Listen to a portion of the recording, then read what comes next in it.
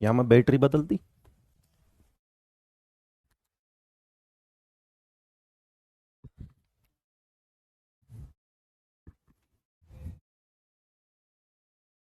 Hello बच्चों, नमस्कार। क्या हाल चाल? Good evening.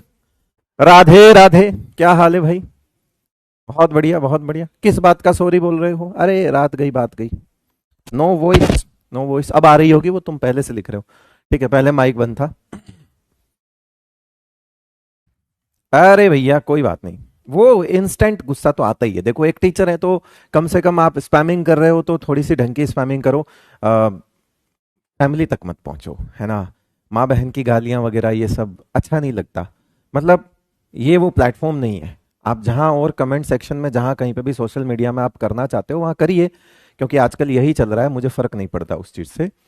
लेकिन कम से कम, है ना, एक तरह से यूं मान के चलो कि मंदिर जाते हो या अपने भगवान के पास जाते हो, किसी के पास मंदिर में जाके गाली देते हो क्या? नहीं ना। मन्नत ही मांगते हो, है ना, इच्छा ही मांगते हो भगवान से कि मेरा ये कर देना, वो कर देना। अरे भाई, ठीक है, माना कि हम भगवान नहीं है, बट ये जो है जहां क्लास कर रहे हो ना, ये मंदिर है तुम्हारा एक। क्योंकि यहां तुम अपनी इच्छा लेके बैठे हो, यहां तुम अपनी मन्नत लेके बैठे हो। सो प्लीज गाली मत दो। मुझे नहीं, किसी टीचर को मत दो। कोई टीचर कितना ही बुरा पढ़ा रहा हो, गाली मत दो यार। मतलब ठीक है, बहुत बुरा फील होता है। बहुत बुरा फील होता है। बिन मतलब तो हम दुश्मन को भी ना देवें, और आप तो मुझे ही दे रहे हो। ठीक है, तो मतलब आपको स्पैमिंग करनी है ना, आप करिए, खूब करिए। मैं किसी को ब्लॉक नहीं करवाऊंगा, बस। अब ठीक है। मैंने आज दिन तक कभी ऐसा किया है क्या कि इसको ब्लॉक कर दो, उसको ब्लॉक कर दो, इसको ब्लॉक कर दो? कभी किया है? नहीं ना।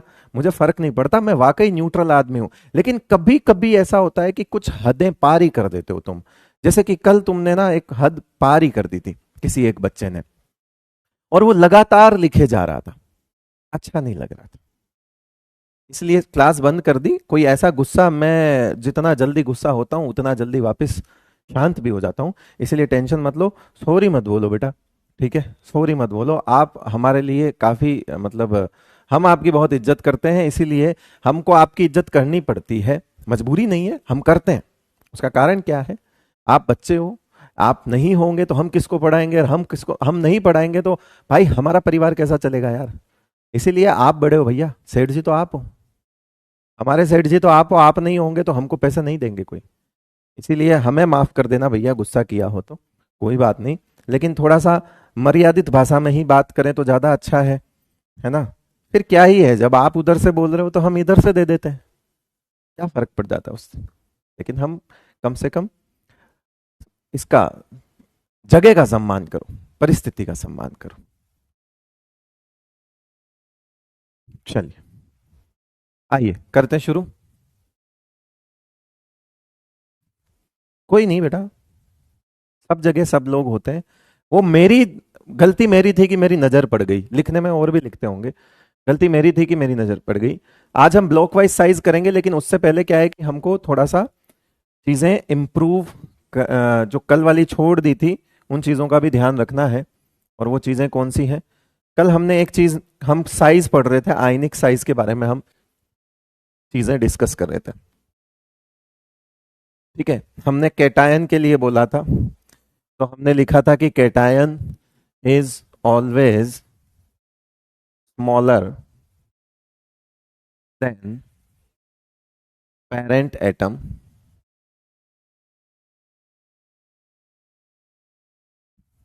Due to higher value of Z effective. ठीक है, ये पॉइंट नोट कर लो। ये हमने सीखा था। दूसरा पॉइंट हमने लिखा था, anion is always larger than parent atom due to low lower value of Z effective. ठीक है, चलिए। हमने ये दो चीजें सीखी थी। इस बेसिस पे हम एक कंक्लूजन निकाल सकते हैं कि अगर मान लो मैं आपको सामने एक एम लिखता हूं, विच इज कोई मेटल हो सकता है, सिंबल कोई एम, कोई वैसे पीरियोडिक टेबल में कोई मेटल नहीं है, एम लिख दिया मैंने, एंड उसके बाद मैंने लिख दिया एम प्लस लिख दिया, और उसके बाद लिख दिया मैंने एम माइनस। क्या तुम इसको अरेंज कर सकते हो साइज में? क्या तुम इसकी साइज को अरेंज कर सकते हो? क्या तुम इसकी साइज अरेंज कर सकते हो? बताओ जल्दी फटाफट। दो चीजों का ध्यान रखना बेटा, कि जो एनायन है वो पेरेंट से बड़ा होता है, और जो केटायन है वो इससे छोटा होता है। तो जाहिर सी बात है यहां पे हमारे सामने क्या चीज आएगी, ये और ये। क्या ये साइज होगा? यही ऑर्डर होगा, ठीक है? यही ऑर्डर होगा या नहीं होगा? सही बात है। एलिमेंट सेम होना चाहिए। एलिमेंट क्या होना चाहिए बेटा? सेम होना चाहिए। चलो अब और एक नई चीज, ये नोट कर लिया आपने? नोट कर लिया? फटाफट नोट करो। Increasing order, good good good good, increasing order. फिर हमने यहां पर एक रिलेशन बनाया था। हमने एक रिलेशन बनाया था कि जो आपकी आयनिक साइज होती है वो इनवर्सली प्रोपोर्शनल होती है जेड इफेक्टिव के। याद है आपके नोट्स में सबसे आखिरी चीज यही लिखी हुई होगी, इसके बाद गुस्से में मैं इधर उधर निकल गया था, है ना? तो हम इसको थोड़ा और लिख सकते हैं ऐसे कि जेड इफेक्टिव जो है वो पॉजिटिव के डायरेक्टली प्रोपोर्शनल और नेगेटिव चार्ज के इनवर्सली प्रोपोर्शनल होता है कि नहीं होता है?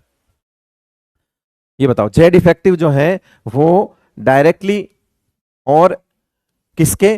पॉजिटिव चार्ज के। जितना ज्यादा पॉजिटिव चार्ज होगा जेड इफेक्टिव उतना ज्यादा होगा। नेगेटिव चार्ज होने पर, actually the positive charge is the power of proton, and the when power of proton increases then attraction on outermost electron will also increase. मतलब जब power proton की बढ़ेगी तो जाहिर सी बात है बाहर वाले इलेक्ट्रॉन पर अट्रैक्शन क्या होगा बेटा? इंक्रीज होगा।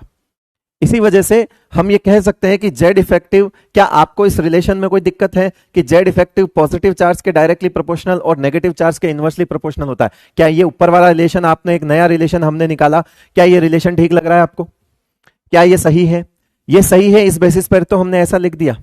तो हम क्या डायरेक्ट ऐसा लिख सकते हैं? क्या हम डायरेक्ट जुगाड़ बना सकते हैं? एक जुगाड़ बना सकते हैं हम, है ना? तो हम अब क्या करेंगे, बेसिकली हम, ये आप नोट कर लो, फिर हम आपको दो तरह की चीजें आज प्रैक्टिस करवाने वाले हैं। दो तरह की चीजें प्रैक्टिस करवाने वाले हैं।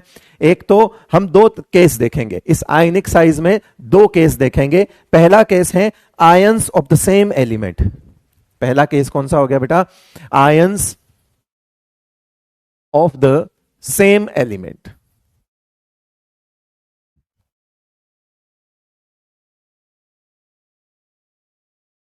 कि भाई एक ही एलिमेंट है, उसके आयंस हैं। जनरली वही हम कंपेयर कर पाएंगे। एक का प्लस ले लूं, दूसरे का कुछ ले लूं, तो वो मैं वैसे भी उसको कंपेयर नहीं कर पाऊंगा। तो पहला केस ले लिया हमने, ions of the same element. NCERT exemplar में जो सबसे, चलो इसको पहले ऐसे समझते हैं। जो हमने लिखा है, मैंने यहां लिख दिया मान लो M2+, फिर लिख दिया मैंने M+, फिर लिख दिया मैंने M, फिर लिख दिया मैंने M-, फिर लिख दिया मैंने M2-। क्या तुम इसकी साइज का ऑर्डर बता सकते हो?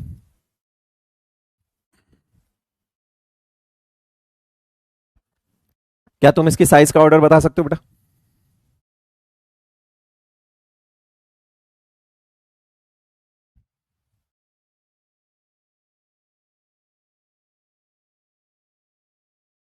बता सकते हो? इंक्रीज होगा। अब तुम एक चीज इसमें नई सीख रहे हो। वो नई क्या सीख रहे हो? कि जेड इफेक्टिव तो प्लस बढ़ने पर, जेड इफेक्टिव प्लस बढ़ने पर, आप समझो हमने ये दो रिलेशन बनाए। हमने क्या किए? ये दो रिलेशन बनाए। अब इन दोनों रिलेशन का एक रिलेशन बना सकते हैं हम देसी। और वो देसी क्या है? कि जो आपकी आयनिक साइज होती है ना, उस आयनिक साइज को ऐसे लिख सकते हैं कि माइनस चार्ज वाला बड़ा और पॉजिटिव चार्ज वाला छोटा। जेड इफेक्टिव प्लस बढ़ने पर बढ़ता है लेकिन साइज घटती है, तो इसलिए प्लस नीचे आ गया, क्योंकि आयनिक साइज का उल्टा जेड इफेक्टिव है। यानी कि ये फॉर्मूला पलट जाएगा। अरे भाई, तुम जेड इफेक्टिव क्या यहां पे वैल्यू रखोगे तो ये फॉर्मूला पलट जाएगा। तो ऐसे समझो कि आयनिक साइज में क्या होगा, माइनस। ये आप बेसिकली, ये देसी जुगाड़ है, ये एमडीजे है, ये फॉर्मूला आपको कहीं नहीं दिखेगा, ये तो जुगाड़ है। अब जितना माइनस उतना बड़ा और जितना प्लस उतना छोटा। तो यहां पे हमको एक एमडीजे मिल गया, वो हम यहां लगाएंगे, है ना। Ions of the same element के केस में लगाएंगे, क्या याद रखेंगे, एमडीजे। एमडीजे क्या कहता है कि जो हमारी साइज है, आयनिक साइज है, वो आयनिक साइज जो है वो क्या होगी, वो पॉजिटिव और नेगेटिव पर इस तरह से रिलेट करेगी। माइनस वाला बड़ा, प्लस वाला छोटा। जितना माइनस उतना बड़ा, जितना पॉजिटिव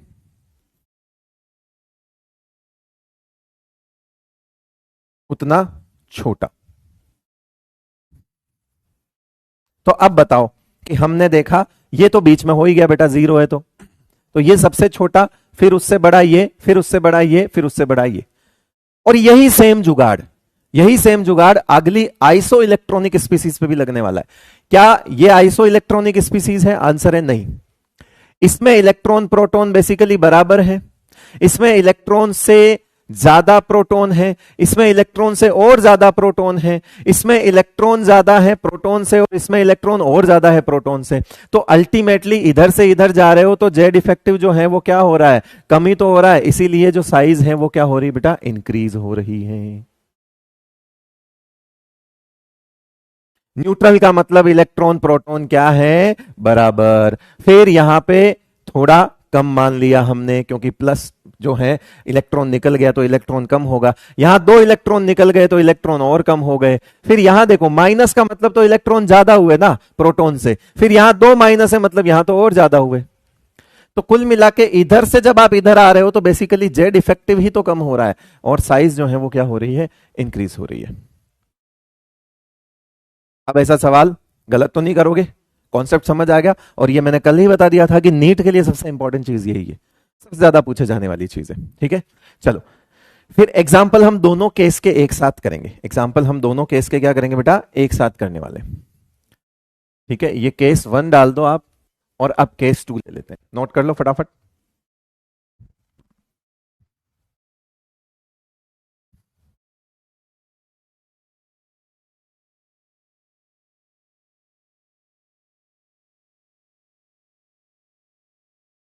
नोट कर लो बेटा।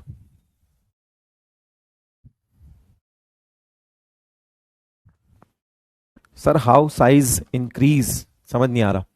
देखो बेटा, जब भी जेड इफेक्टिव बढ़ता है ना तो रोल प्रोटॉन का होता है। अब वहां प्रोटॉन ज्यादा है तो उधर जेड इफेक्टिव ज्यादा है। ये मैंने कल अलग अलग बताया था, आज मैं दो सारी चीजों को एक साथ बता रहा हूं। मेरे ख्याल से रिपीट करने वाला तो इसमें कुछ भी नहीं है। ठीक है, केस 2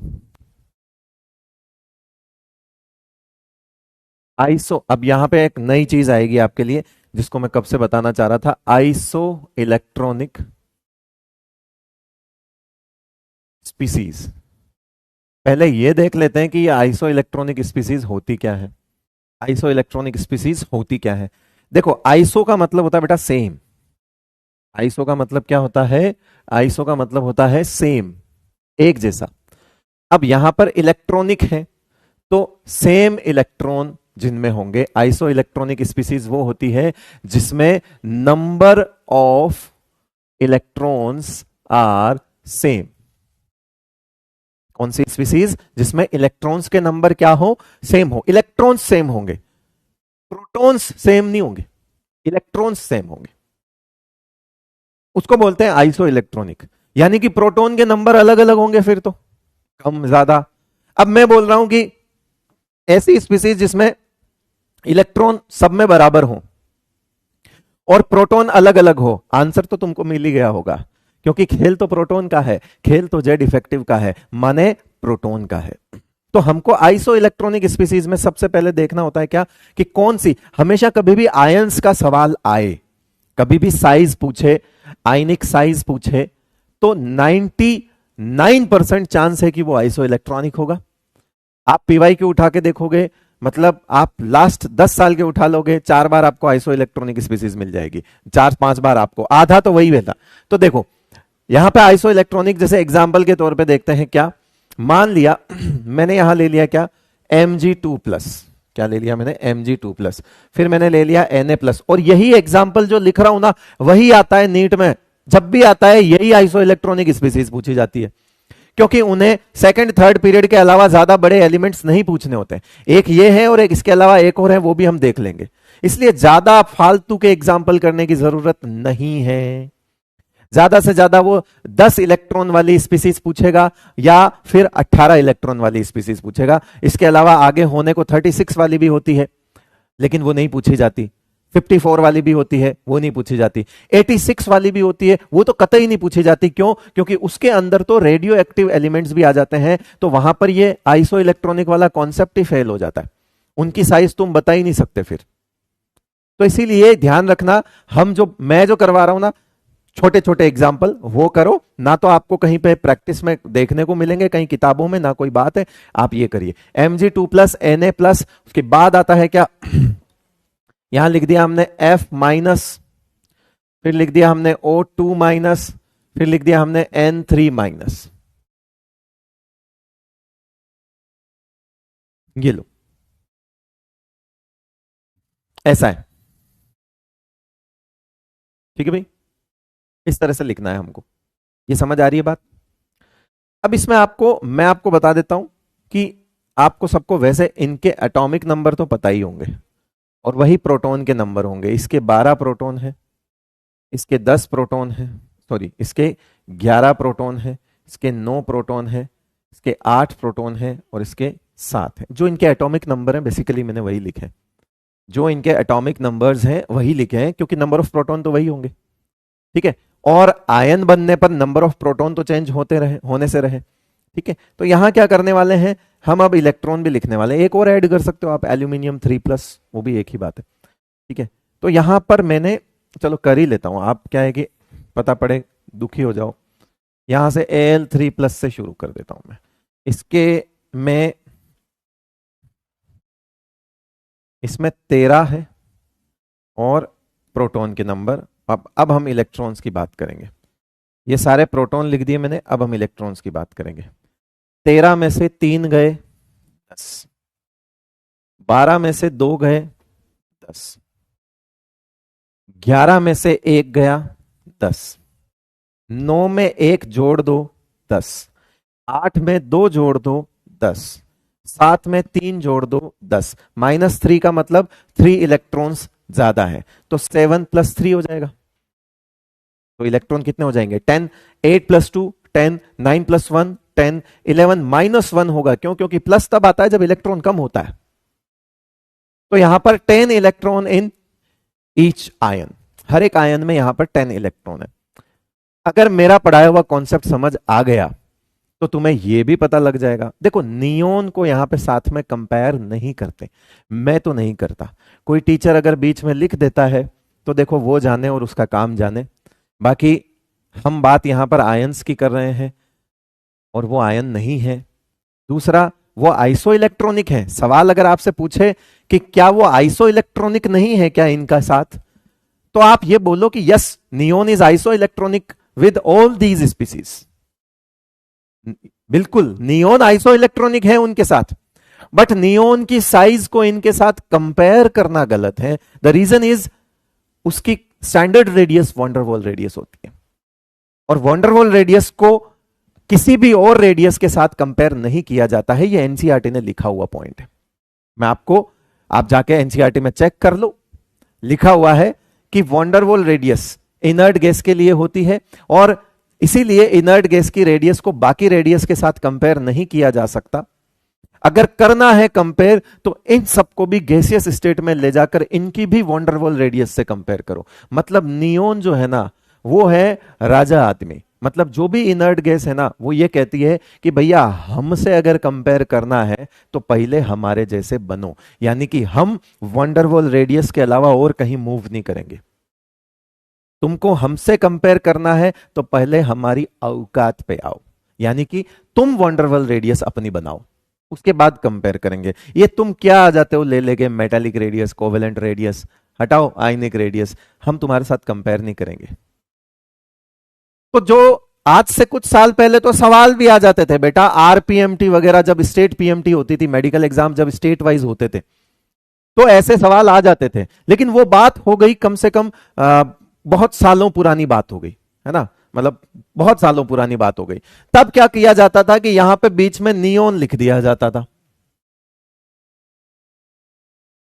ठीक है, तो मैं कह रहा हूं कि अगर तुमसे सवाल पूछे कि क्या वो आइसो इलेक्ट्रॉनिक है, तो हाँ, इनके साथ आइसो इलेक्ट्रॉनिक है, क्योंकि आइसो इलेक्ट्रॉनिक का मतलब तो यही होता है कि नंबर ऑफ इलेक्ट्रॉन सेम है। बट अगर उसकी साइज कंपेयर करवा दे तो वो लॉजिकली मेरे हिसाब से तो गलत है। कहीं दिख जाए किताब और मॉड्यूल में तो मतलब कड़वा घूंट पी लेना, लेकिन याद रखना अब वो मेन एग्जाम में नहीं पूछते इस तरह से। क्यों? क्योंकि एनसीईआरटी ने लाइन लिख दी ना। अगर मैं झूठ बोल रहा हूं तो एनसीईआरटी लिखो, एनसीईआरटी खोलो, उसमें लिखा हुआ है, उसमें लिखा हुआ है कि भैया वॉन्डरवॉल रेडियस इनर्ट गैस की बाकियों के साथ कंपेयर नहीं करवानी चाहिए। और ये सब मैं आपको साइज में इंपॉर्टेंट पॉइंट्स ऐड करके ये सारी चीजें लिखवाने वाला हूं, इसलिए उसकी फिक्र ना करें। ठीक है भाई,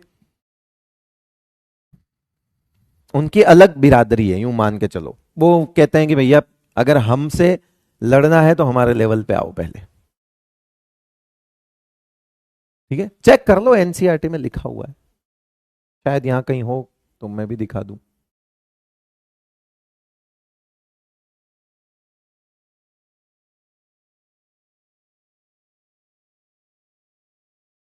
लास्ट वाले पैराग्राफ पे ऊपर अभी मत देखना, आप मेरे लिए ये लास्ट वाला पैराग्राफ देख लो, सिर्फ लास्ट वाला पैराग्राफ। ठीक है, और कोई ऊपर वाला अभी नहीं पढ़ेगा क्योंकि वो बात मैं बाद में बताऊंगा। अभी हम लास्ट वाला पैराग्राफ मेरे लिए, मुझ में विश्वास है, ये एनसीईआरटी देख लो। Note that the atomic radii of noble gases are not considered here being mono atomic, their जो वैल्यूज हैं आर वेरी लार्ज। क्यों? क्योंकि वो वंडरवॉल रेडियस है, मोनो एटॉमिक है, वंडरवॉल रेडियस है, तो उनकी वैल्यूज बहुत ज्यादा होती हैं, इसीलिए वो एबनॉर्मल चीज है, आप उसका कंपैरिजन किसी के साथ नहीं कर सकते। In fact radius of noble gases should be compared not with the covalent radius but with the van der Waals radius of other elements. कहा कि भैया हमको अगर कंपेयर करना है तो उनकी बदलो, ये तो वही रहेगा।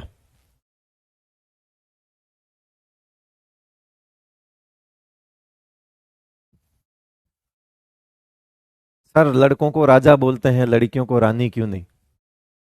भाई तो राजा खुद डिसाइड करेगा ना, रानी तो मैं कौन होता हूं, मैं तो प्रजा हूं।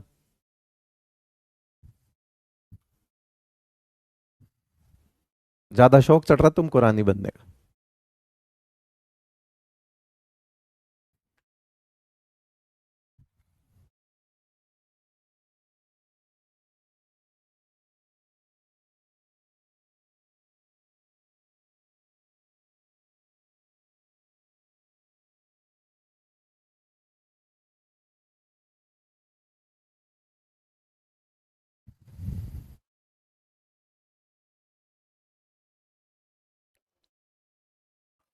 फिलहाल परी हो, परी रहो।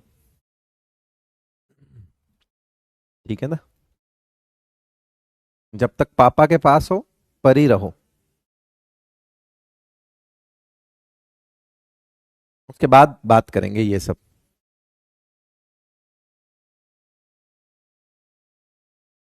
पापा की परियों।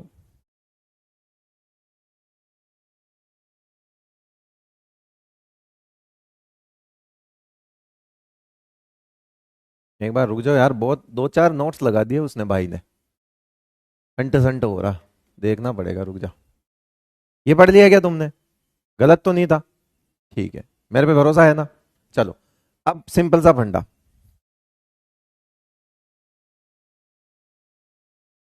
कि शेर नहीं बनेंगे हम तो, शेर नहीं बनेंगे, कैफे में जाएंगे, शेरनी, शेरनी कॉफी पिएगी, ले।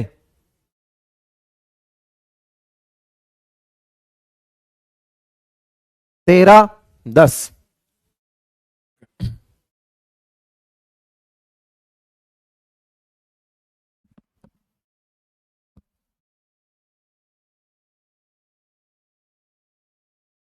अबे मम्मी के मगरमच्छ हो, तुम भी पढ़ लो, कहीं पे देखा था मैंने, मम्मी के मगरमच्छ। ले,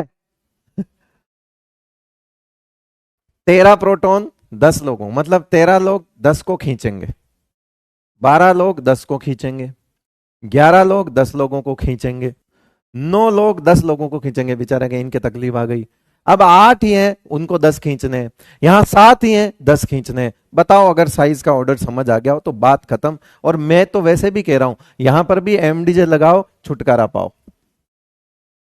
और एमडीजे कहता है सेम, आयनिक साइज नेगेटिव अपॉन पॉजिटिव, जितना माइनस उतना बड़ा, जितना प्लस उतना छोटा। आई देखो,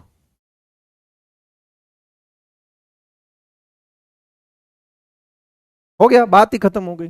मेरे को पता है कि मुझे कुछ समझाने की जरूरत ही नहीं है। मैं जैसे ही बोला हूंगा कि 13 लोग 10 को खींच रहे हैं, इसके बाद तो ये बन गया साइज का ऑर्डर। ला,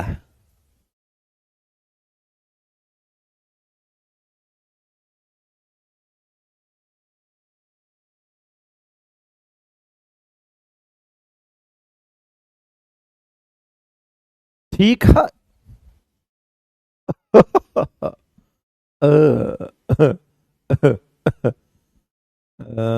अब क्या बच रहा है? सवाल करोगे लल्ला? ला, give the correct order of size in following. या ऐसे समझो, मेरे भी पोल हो जाएगा, विच ऑफ द फॉलोइंग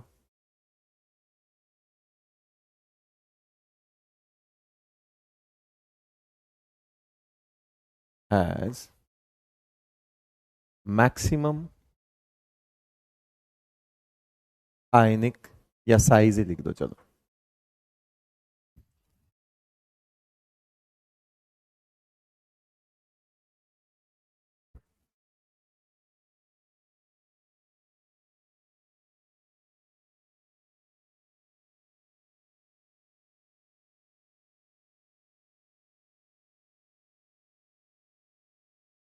पोल बहुत जरूरी जीवन में।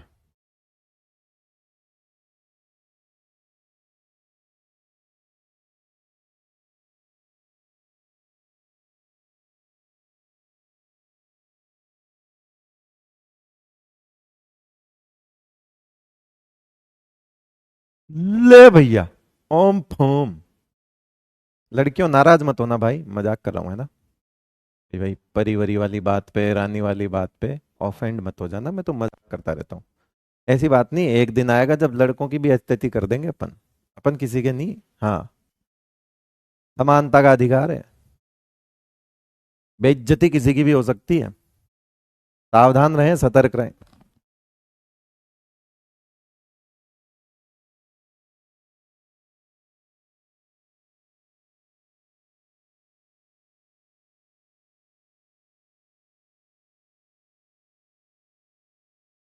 हाँ जी शेर, ठीक है फिर।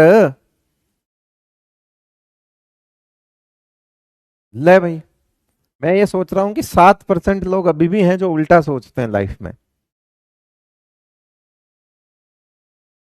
इनका ओरिएंटेशन ही खराब है। 3% 2%, इनका तो मैं क्या कहूँ, है ना? क्या ही बोले हम। कुणाल कुमार, कुश, कुश, अच्छा कुश, दिव्यांश मिश्रा, साद, या साद, जैद, उज्जवल कुमार, उबैद, पार्थ, सत्यम, अनुश्री। बहुत बहुत बधाई भैया, बहुत बहुत बड़ा, बहुत बहुत बधाई। चलो, अपना काम हुआ, एक पोल बन गया। चलो अब अपन सवाल ऑर्डर, जो अपना काम है मेन, वो कर लेते हैं, ठीक है? बहुत नाटक हो गए। पहला सवाल, आपको करेक्ट ऑर्डर ऑफ साइज देना है। पहला सवाल, इत्मीनान से पहले सवाल नोट कर लो, और दो दो लाइन छोड़ देना, क्योंकि उसका आंसर करने के लिए क्या पता आपको अरेंज करना पड़े, रीअरेंज करना पड़े, है ना? तो याद रखना बेटा।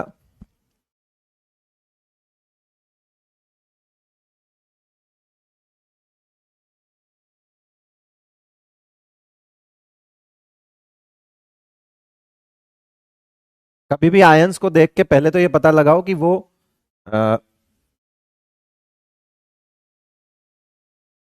वो जो है वो आइसो इलेक्ट्रॉनिक है नहीं है क्या है, सारा पता करो भाई। या तो आइसो इलेक्ट्रॉनिक होगा या सेम एटम के आयंस होंगे, इसलिए परेशान होने वाली बात तो है ही नहीं।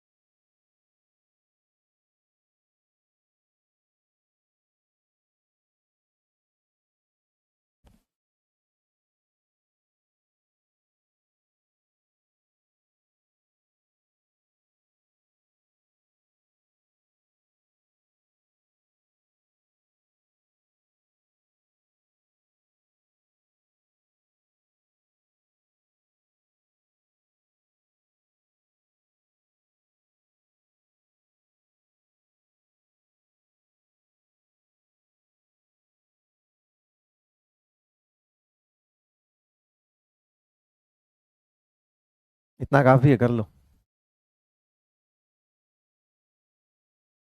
व्हाट कैन डू सर, ये क्या सवाल हुआ भाई? Question, give correct order of size in following.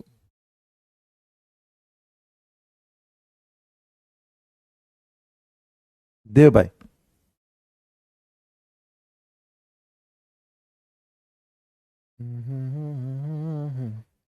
ਉਹ ਸੋਹਣੀਆਂ ਸੋਹਣੀਆਂ ਰਾਤਾਂ ਤੇ ਰਾਤਾਂ ਵਿੱਚ ਤੂੰ।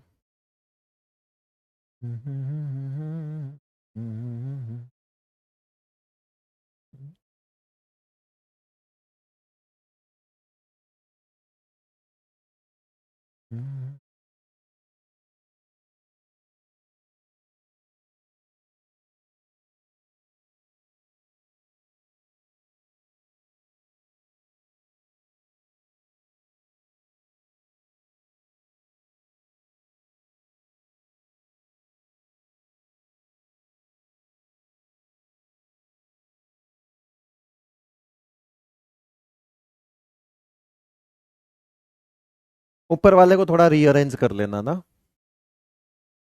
ऊपर वाले को थोड़ा रीअरेंज कर देना। बाकी तो शायद आप एरो लगा लगा के काम कर लोगे, मैंने उस तरह से ही दिया हुआ है। मैं नीचे से शुरू कर रहा हूँ, ऊपर वाला बाद में। देखो, क्रोमियम 0 +3 +6, प्लस बढ़ने पर साइज क्या होती है बेटा? कम हो जाती है। प्लस +2 +4 +6 +7, प्लस बढ़ने पे साइज क्या हो जाती है बेटा? कम हो जाती है। प्लस बढ़ने पे साइज क्या हो जाती है? कम हो जाती है। प्लस बढ़ने पे साइज क्या हो जाती है? कम हो जाती है। माइनस बढ़ने पे साइज बढ़ जाती है। माइनस बढ़ने पे साइज बढ़ जाती है। अब देखो, वो आइसो इलेक्ट्रॉनिक है। ये जो है, इन सब में 18 इलेक्ट्रॉन्स हैं और ये आइसो इलेक्ट्रॉनिक है। अब आइसो इलेक्ट्रॉनिक है तो अरेंज कर दो, जो माइनस वाला है वो सबसे बड़ा होगा, ज्यादा माइनस ज्यादा बड़ा, फिर उससे छोटा ये, फिर Cl माइनस, फिर K plus, and then last one is calcium 2+।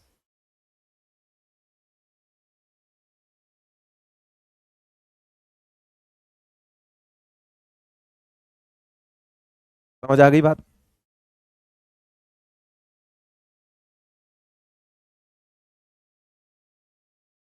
कह रहा मैंने पहले ही अरेंज करके लिखे थे। तो शाना है मृदुल।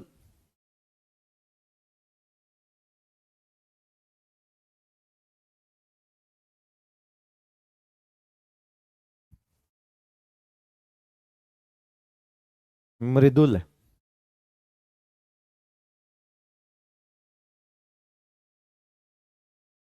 एक लिख रहा है मेरे को समझ नहीं आया। बे, जनता कर कुरा के बैठ गई, तेरे समझ नहीं आ रही बात, बता।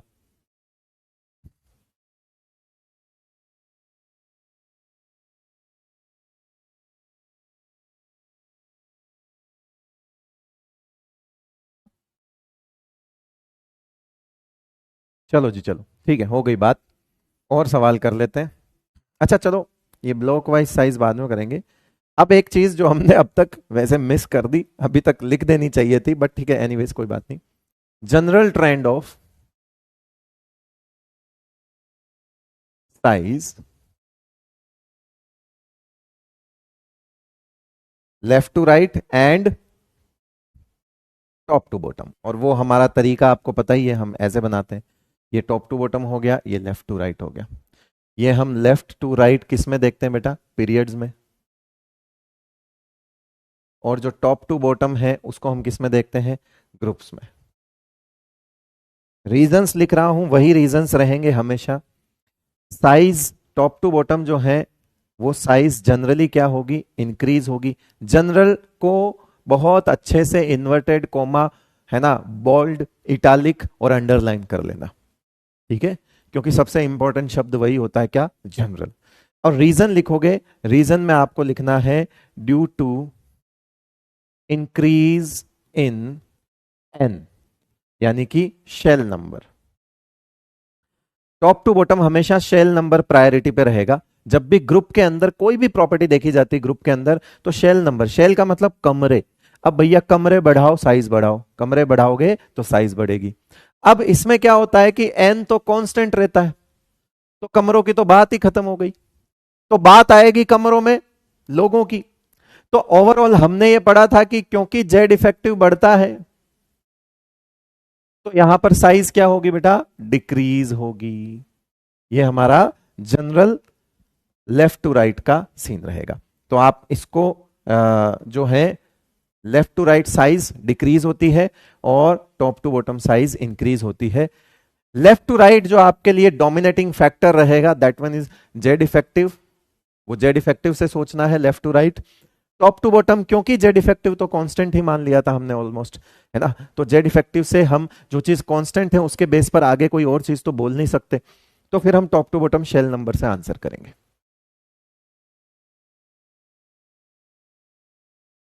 सर ऑलरेडी हो गया। नहीं, ऑलरेडी साइज कहां बोला था? साइज जनरल, वो तो जेड इफेक्टिव का जनरल ट्रेंड नहीं लिखा था क्या हमने?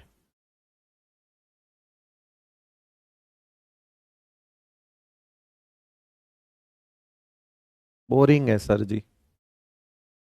हाँ है तो कुछ नहीं हो सकता तेरा। अपनी शक्ल लेके रोज अपने घर मत जाया कर, घर वाले फेंक देंगे। बोरिंग है। प्लास्टिक सर्जरी करवा करवा के, मास्क लगा लगा के जाया कर। मास्क लगा लगा के जाया कर रोज।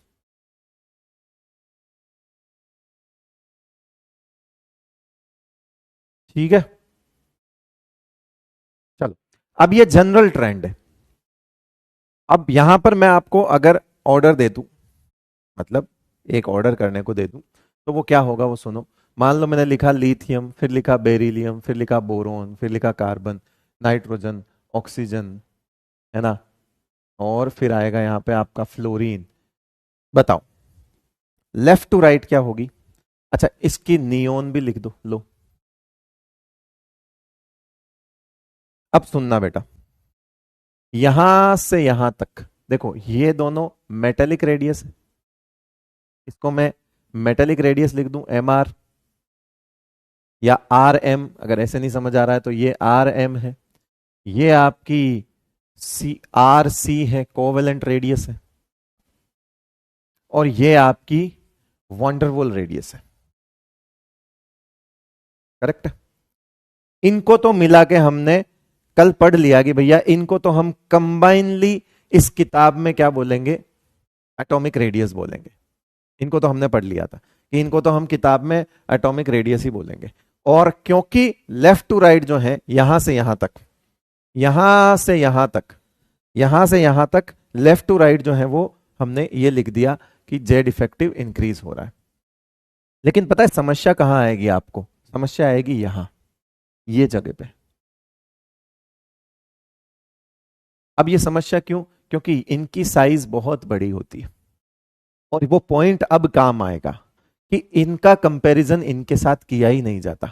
यानी कि जो वो लेफ्ट टू राइट वाला हमने पॉइंट लिखा है पीरियड में, उसमें लेफ्ट टू राइट पीरियड में वो पॉइंट वैलिड है सिर्फ कब तक? हैलोजन्स तक। आप यहां पे जेड इफेक्टिव की बात ही नहीं कर सकते, बोले भैया हमारी तो रेडियस ही अलग है। लार्जेस्ट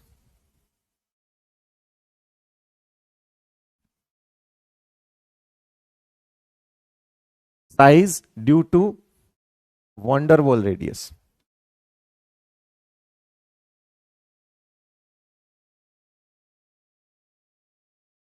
तो जब ये आएगा तो पीरियड में यही बड़ा होएगा अलग से, वंडरवॉल रेडियस की वजह से। बाकी आप लेफ्ट टू राइट देख लो। और अगर आप खुद ऐसा कंपैरिजन, आप अगर आपने ये कंपैरिजन तो आपको वैसे भी पता ही है, आर एम से छोटा आर सी था और इससे बड़ा आर वंडरवॉल था, अरे याद है। तो अगर आप ऐसे भी सोचना चाहो तो भी आपका आंसर आ जाएगा, बट इतना मत सोचो। मैं तो सीधा सीधा बोलता हूं कि भैया इनको हम सारे मिला के एटॉमिक रेडियस बोलते ही हैं। इस किताब में सिंप्लिसिटी के लिए हमने पहले से ही चीजें सही कर ली। तो यहां से यहां तक क्या हो रहा है, ये लेफ्ट टू राइट है, पीरियड है। तो यहां बताओ जेड इफेक्टिव क्या हो रहा है बेटा, इंक्रीज हो रहा है, तो साइज क्या हो जाएगी, डिक्रीज हो जाएगी कि नहीं हो जाएगी। तो ये लो, इस तरह से हम बना सकते हैं। और इनका कंपैरिजन नहीं करते हैं इनके साथ, ये बस मैंने आपको अभी बता दिया। सवालों में आपको वैसे ही नहीं मिलेगा ये। जब क्वेश्चंस आएंगे तो आपको इनर्ट गैस मिलेगी ही नहीं इनके साथ, फिक्र ही मत करो। और मिल जाए तो सबसे बड़ी बोल देना रीजन क्या, वंडरवॉल रेडियस।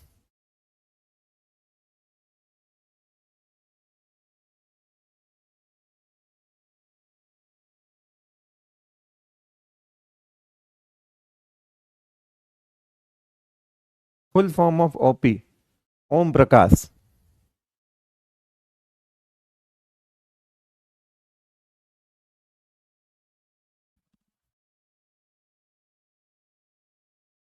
चल आजो भी आजो सारी। अब हम आते हैं अपने असली टॉपिक पे, और वो है block wise size. Left to right वाला, अच्छा कुछ एग्जाम्पल और कर लेते हैं चलो, आपको करने।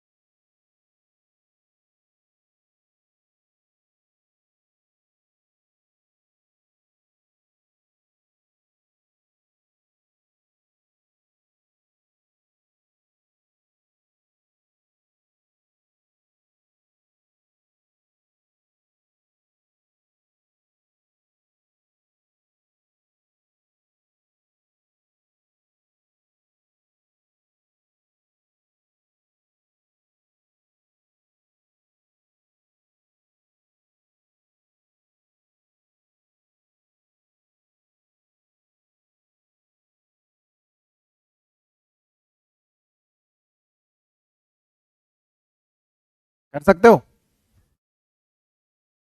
नो वॉइस नहीं है, लक्कड़ बग्गे, बोल ही नहीं रहा हूं मैं।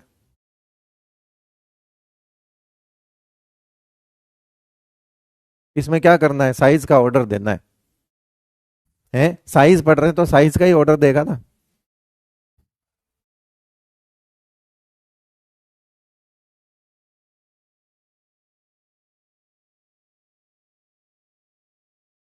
बस top to bottom left to right है।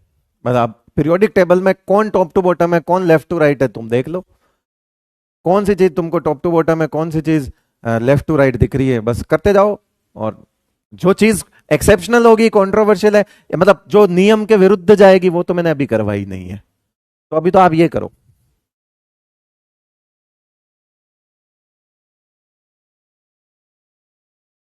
सेवंथ पीरियड कंसिडर ही नहीं करते ना, मैंने कहा ना बेटा, मैंने स्टार्टिंग में ही बोल दिया था। तो उसकी चिंता काय कर रहा है जिसको कोई नहीं पढ़ता है, जिनकी हाफ लाइफ इतनी कम है उनकी चिंता कर रहे हैं। ये नहीं कि भाई जो पढ़ा रहे हैं वो कर लें, जो सवाल आता है वो कर ले यार।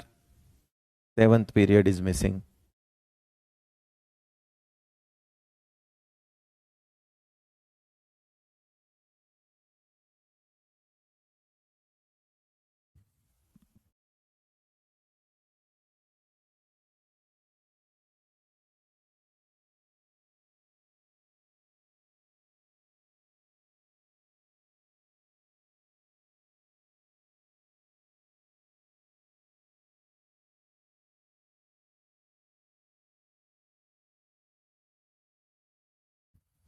करो फटाफट, कौन कह रहा था सवाल कराओ, सवाल करो, सवाल है, बहुत सारे सवाल है, यही सवाल आते हैं।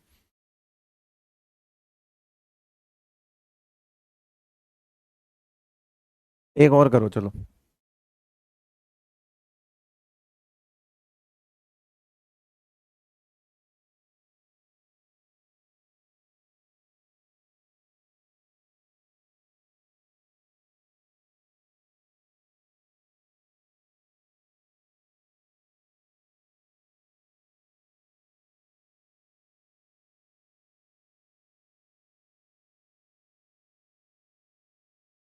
वॉन्डरवॉल का जेड इफेक्टिव, देख बेटा, सिर्फ जेड इफेक्टिव से काम हो रहा होता तो हम कर ही लेते ना। वहां पे वॉन्डरवॉल रेडियस की वजह से जेड इफेक्टिव फैक्टर ही नहीं रहता उसका। उसकी रेडियस ही इतनी बड़ी है कि उसमें जेड इफेक्टिव डोमिनेट ही नहीं करता। क्या ही कर सकते हैं। पोल करवाएंगे ना सर, करवा तो दिया एक। इनमें क्या पोल करेगा? पोल बहुत पसंद आता है। ज्यादा पोल पोल मत करो रे, पोल के चक्कर में पोल ना खुल जाए तुम्हारा।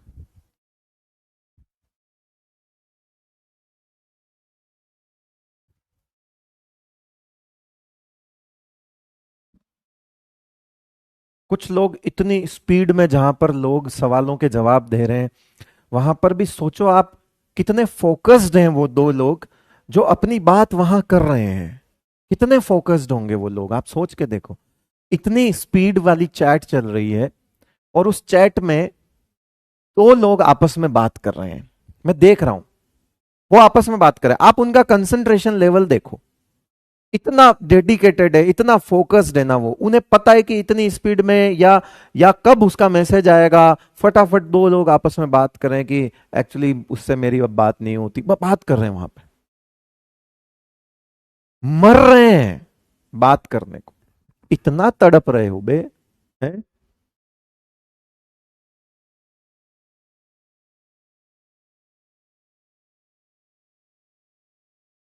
इतना मतलब, अरे यार, घर चले जाओ, जाओ पूछ के पता पूछ लो उसको, जाओ जाओ जाओ। Sodium magnesium aluminium, left to right है, साइज कम होगा।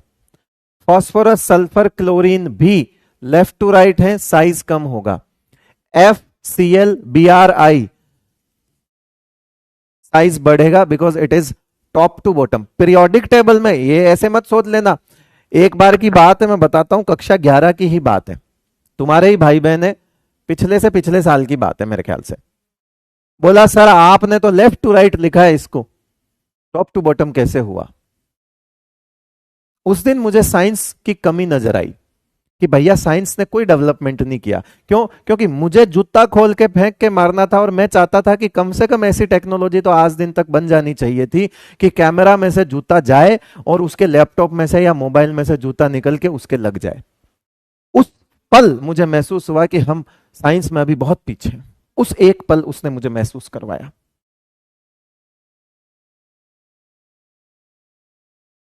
कि अभी बहुत तरक्की करनी है।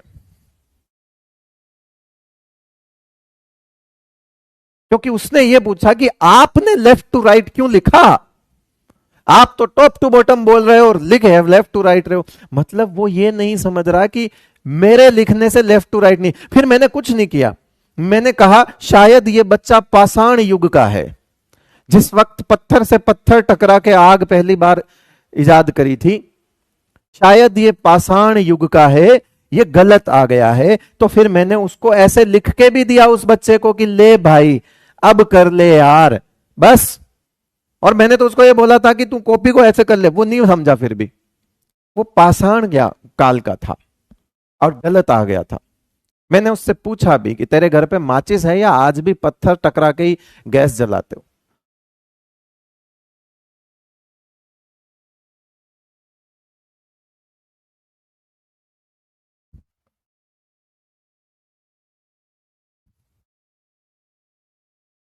तो इसलिए ऐसी हरकत मत करना। आप में से किसने ऐसा ऐसा सोचा?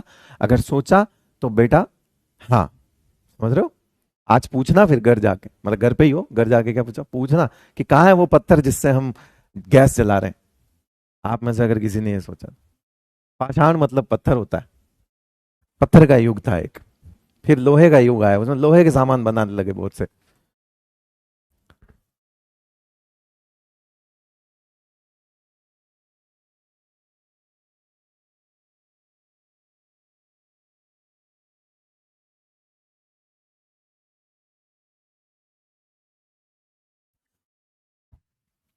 ले, तो ये भी क्या हो गया आपका, लेफ्ट टू राइट है या टॉप टू बॉटम है, तो ये भी टॉप टू बॉटम है तो साइज इंक्रीज हो जाएगी, ये भी टॉप टू बॉटम है तो साइज इंक्रीज हो जाएगी, ये भी टॉप टू बॉटम है तो साइज इंक्रीज हो जाएगी। अब वो ट्रिक्स काम आ रही होगी, बेटा मांगे कार स्कूटर है, ये भी टॉप टू बॉटम है तो साइज इंक्रीज हो जाएगी। ये हीना नीना और करीना के एक्सरे रंगीन, ये भी टॉप टू बॉटम है तो साइज इनके। अब ये तो अपनी बिरादरी में ही नाप रहे हैं ना, इनको टेंशन क्यों ले रहे हो। हीलियम वंडरवॉल, तो नियोन वंडरवॉल, फिर आर्गन वंडरवॉल, तो इनकी भी साइज बढ़ेगी यार, साइज तो बढ़ेगी सही, टॉप टू बॉटम में तो नंबर ऑफ शेल तो लगेगा ही लगेगा ना। तो ये सब अपनी एक जैसी बिरादरी के हैं, तो कोई टेंशन वाली बात नहीं। ये देखो, ये दोनों क्या है, न्यूट्रल, ये दोनों क्या है, इनके ही एनायन, ये दोनों क्या है, न्यूट्रल, ये दोनों क्या है, इनके ही एनायन। अब इसको कैसे करें सर, अब इसको कैसे करें सर, समझ नहीं आ रहा सर, आप बताओ अब इसको कैसे करोगे, बताओ, लगाओ दिमाग।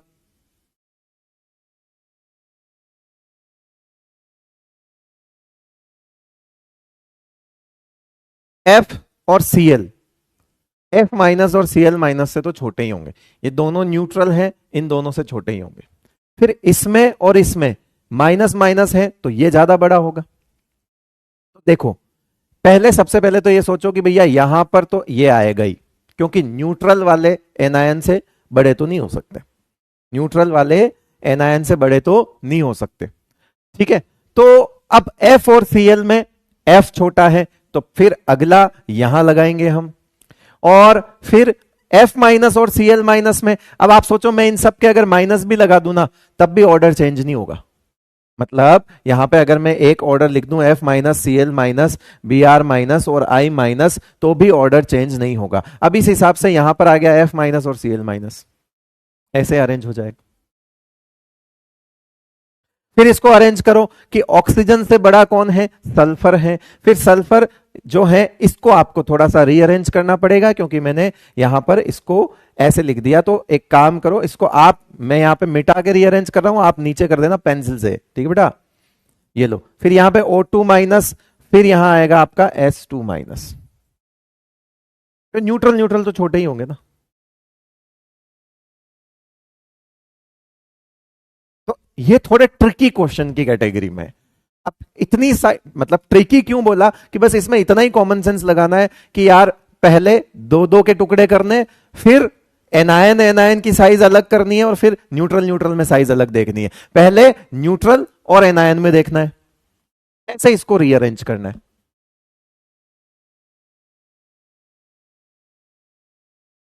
ठीक है भाई।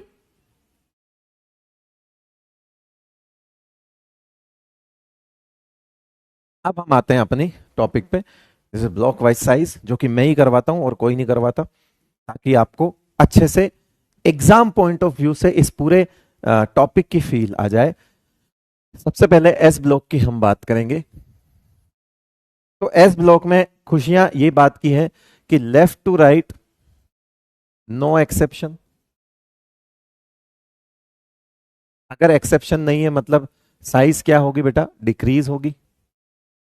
लेफ्ट टू राइट साइज कम होती है, तो इसका मतलब है कि एक्सेप्शन नहीं है, वही होना चाहिए। जो जनरल ट्रेंड को फॉलो करेगा वो एक्सेप्शन नहीं होगा, जो जनरल ट्रेंड को फॉलो करेगा वो एक्सेप्शन नहीं होगा। अभी हम सिर्फ इसकी बात करें, जैसे लिथियम है, बेरिलियम है, ठीक है, तो ये छोटा ही होगा। फिर सोडियम है, तो यहां पर मैग्नीशियम है, तो ये छोटा ही होगा। इसी तरह से आप नीचे आओगे तो ये सब इससे छोटे ही होंगे।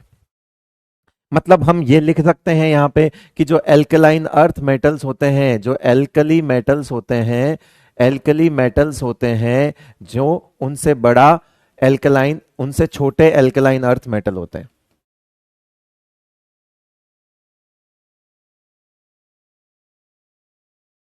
In their respective period, in respective period.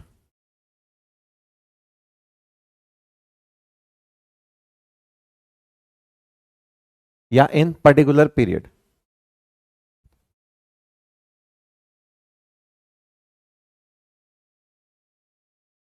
क्यों? क्योंकि लेफ्ट टू राइट का मतलब ही क्या होता है? इन अ पीरियड। तो हम पीरियड पीरियड की बात करेंगे, ये ऐसे ऐसे ही बात करेंगे सिर्फ इधर।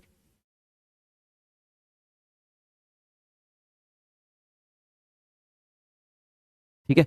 फिर आती है, ये तो लेफ्ट टू राइट की बात हो गई बेटा। फिर हम भरेंगे टॉप टू बॉटम, ये लेफ्ट टू राइट हो गया। अब हम बात करेंगे टॉप टू बॉटम।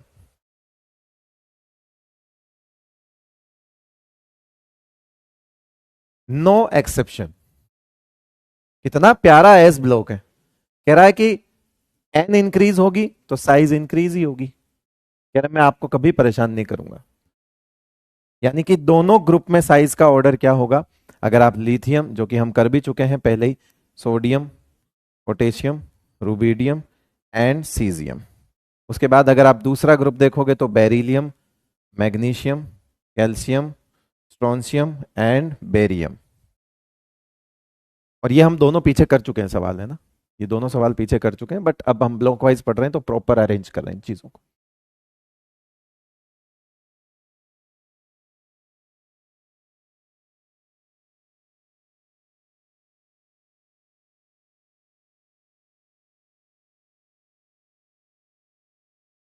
लिखना है क्या सर? तो क्या करेगा जो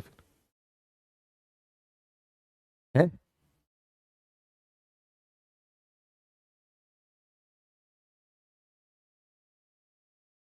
जिसका स्लो है वो प्राणायाम करे। अच्छा, वीडियो कह रहे हो क्या? नहीं नहीं, वीडियो में तो फिर रिफ्रेश कर ले बेटा।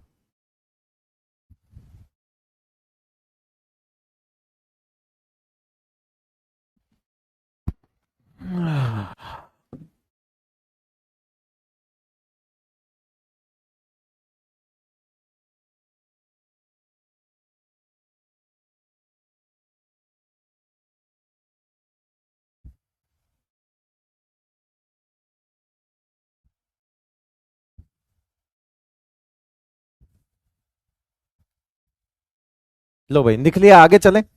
अब देखो बेटा होता क्या है कि अब आप देखो गिनती के कितने से एलिमेंट्स है बेचारे, चुन्नू मुन्नू से। पूरा एस ब्लॉक तो आपने लिख ही दिया, हाइड्रोजन डिफरेंट है उसको नहीं लिखते यहाँ पे, है ना? देखो कितने एलिमेंट है, एक दो तीन चार पांच, एक एक और मान लो नीचे फ्रोंशियम, इधर रेडियम होता है।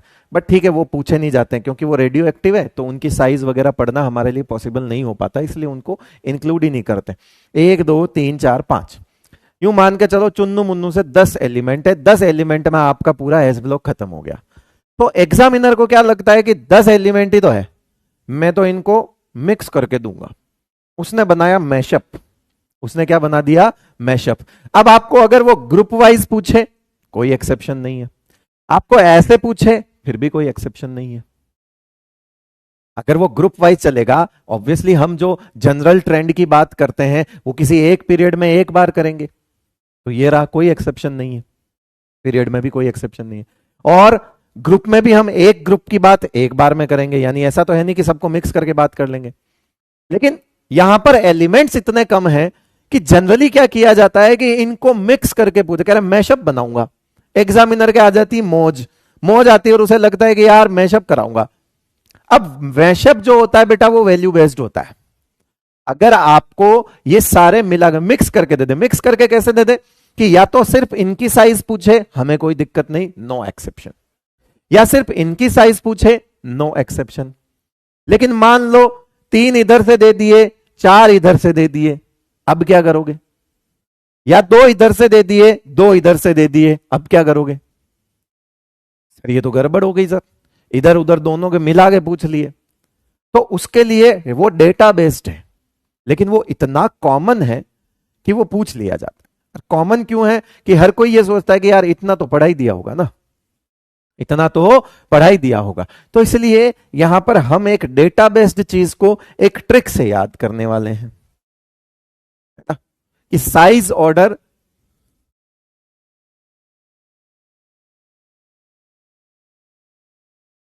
ऑफ कंप्लीट एस ब्लॉक, जिसमें एल्कली मेटल या यूं कहो ग्रुप 1 प्लस ग्रुप 2 मिक्स करके पूछ ले, फिर क्या करोगे? मिक्स करके पूछ ले, ये मैशअप हो जाए तो क्या करेंगे? तो ऐसा एक तरीका है, वो डेटा बेस्ड होता है बेसिकली, यहां पे जरूर लिख देना, वो डेटा बेस्ड होता है। अब आप या तो वैल्यूज याद कर लो, या जो मैं तरीका बता रहा हूं वो याद कर लो, क्योंकि वैल्यूज याद करना तो ज्यादा मुश्किल है, और ट्रेंड ऐसा सेट हो रखा है कि ये पूछ लेते हैं। हालांकि नीट वालों ने तो नहीं पूछते हैं वो तो, पर फिर भी आप लिख दो lithium, sodium, potassium, rubidium, caesium, लिखा। बगल में लिखो beryllium, magnesium, calcium, strontium and barium, लिख दिया बेटा। अब एक ई बनाओ, ई सर कैसा ई? ई कैसा? ऐसा। पहले बनाओगे ई, टेढ़ा सा ई, ये वाला ई बनाओ, बना लिया ई वाला। फिर उसके बाद यहां पर एक एन बनाओ, एन, एन। अब क्या बनाओगे बेटा? एन बनाओगे, एन। यहां से ये, फिर ये, और फिर ये। अब याद करने का तरीका क्या है कि पहले हम ऐसा बनाएंगे और फिर हम क्या बनाएंगे? ऐसा। ई एन टाइप से समझो इसको।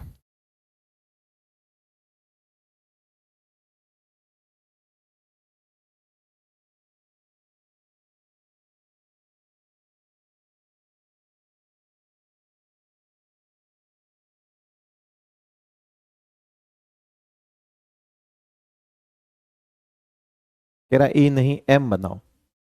तो ऐसा कर ले कि एम बना ले, आडा एम। तो तेरे तो डब्ल्यू भी समझ आ रहा होगा फिर तो। तेरे तारे जमीन की तरह ये हिल तो नहीं रहे अक्षर है?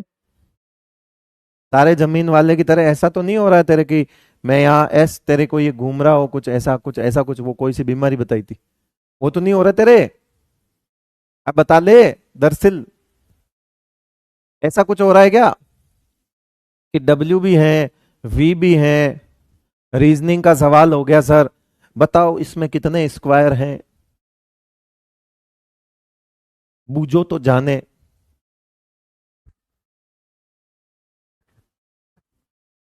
क्या हो गया तेरे? लोगों के साथ साथ तेरे को अक्षर भी चलते हुए दिखते हैं क्या?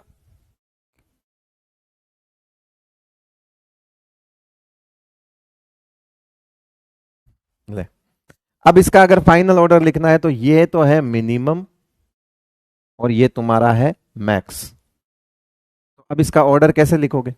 लिखो जरा। तो सबसे छोटो कौन? बेरिलियम। वासु बड़ो कौन? लिथियम।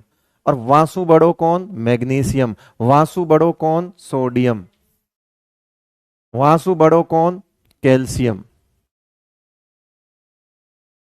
अब सोचो, ये दिख भले ही पास पास रहे हैं, लेकिन अंदर से आज पता लगा इनके बीच में कितनी दूरियां हैं।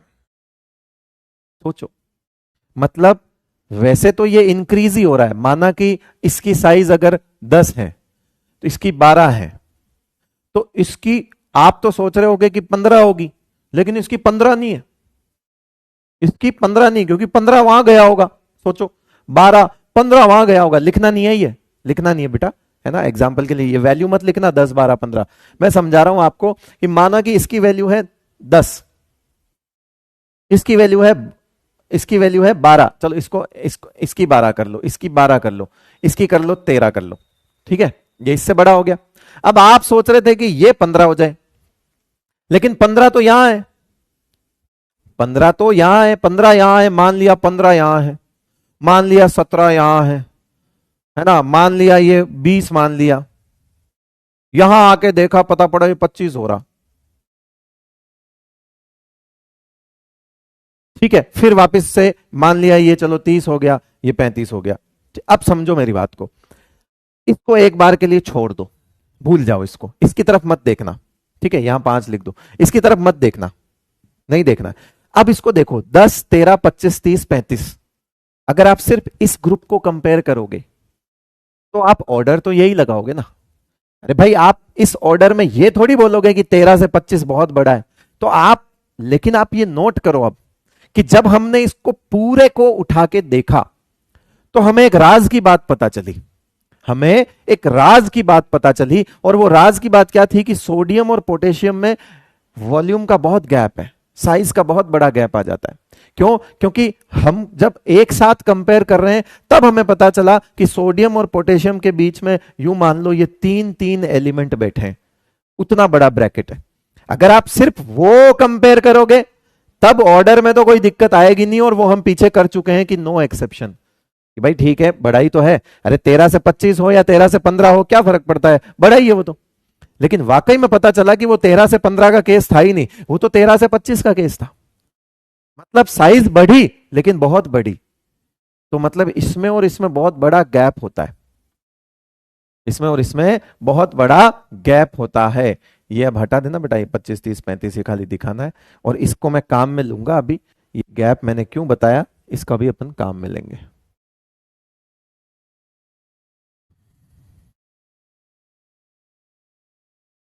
लो, तो अब बताओ कैल्शियम के बाद क्या आएगा बेटा, स्ट्रोंशियम आएगा, बेरियम आएगा, उसके बाद पोटेशियम आया है, उसके बाद रुबिडियम, और उसके बाद caesium.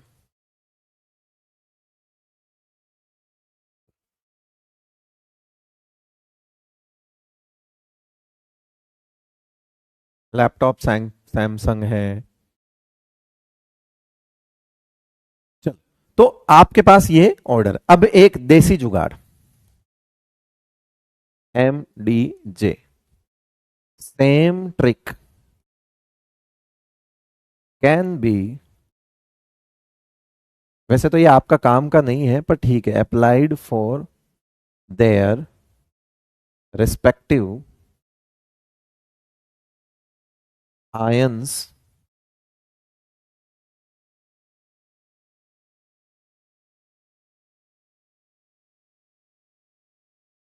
with only one change, और वो जो वन चेंज है वो एक चेंज क्या है,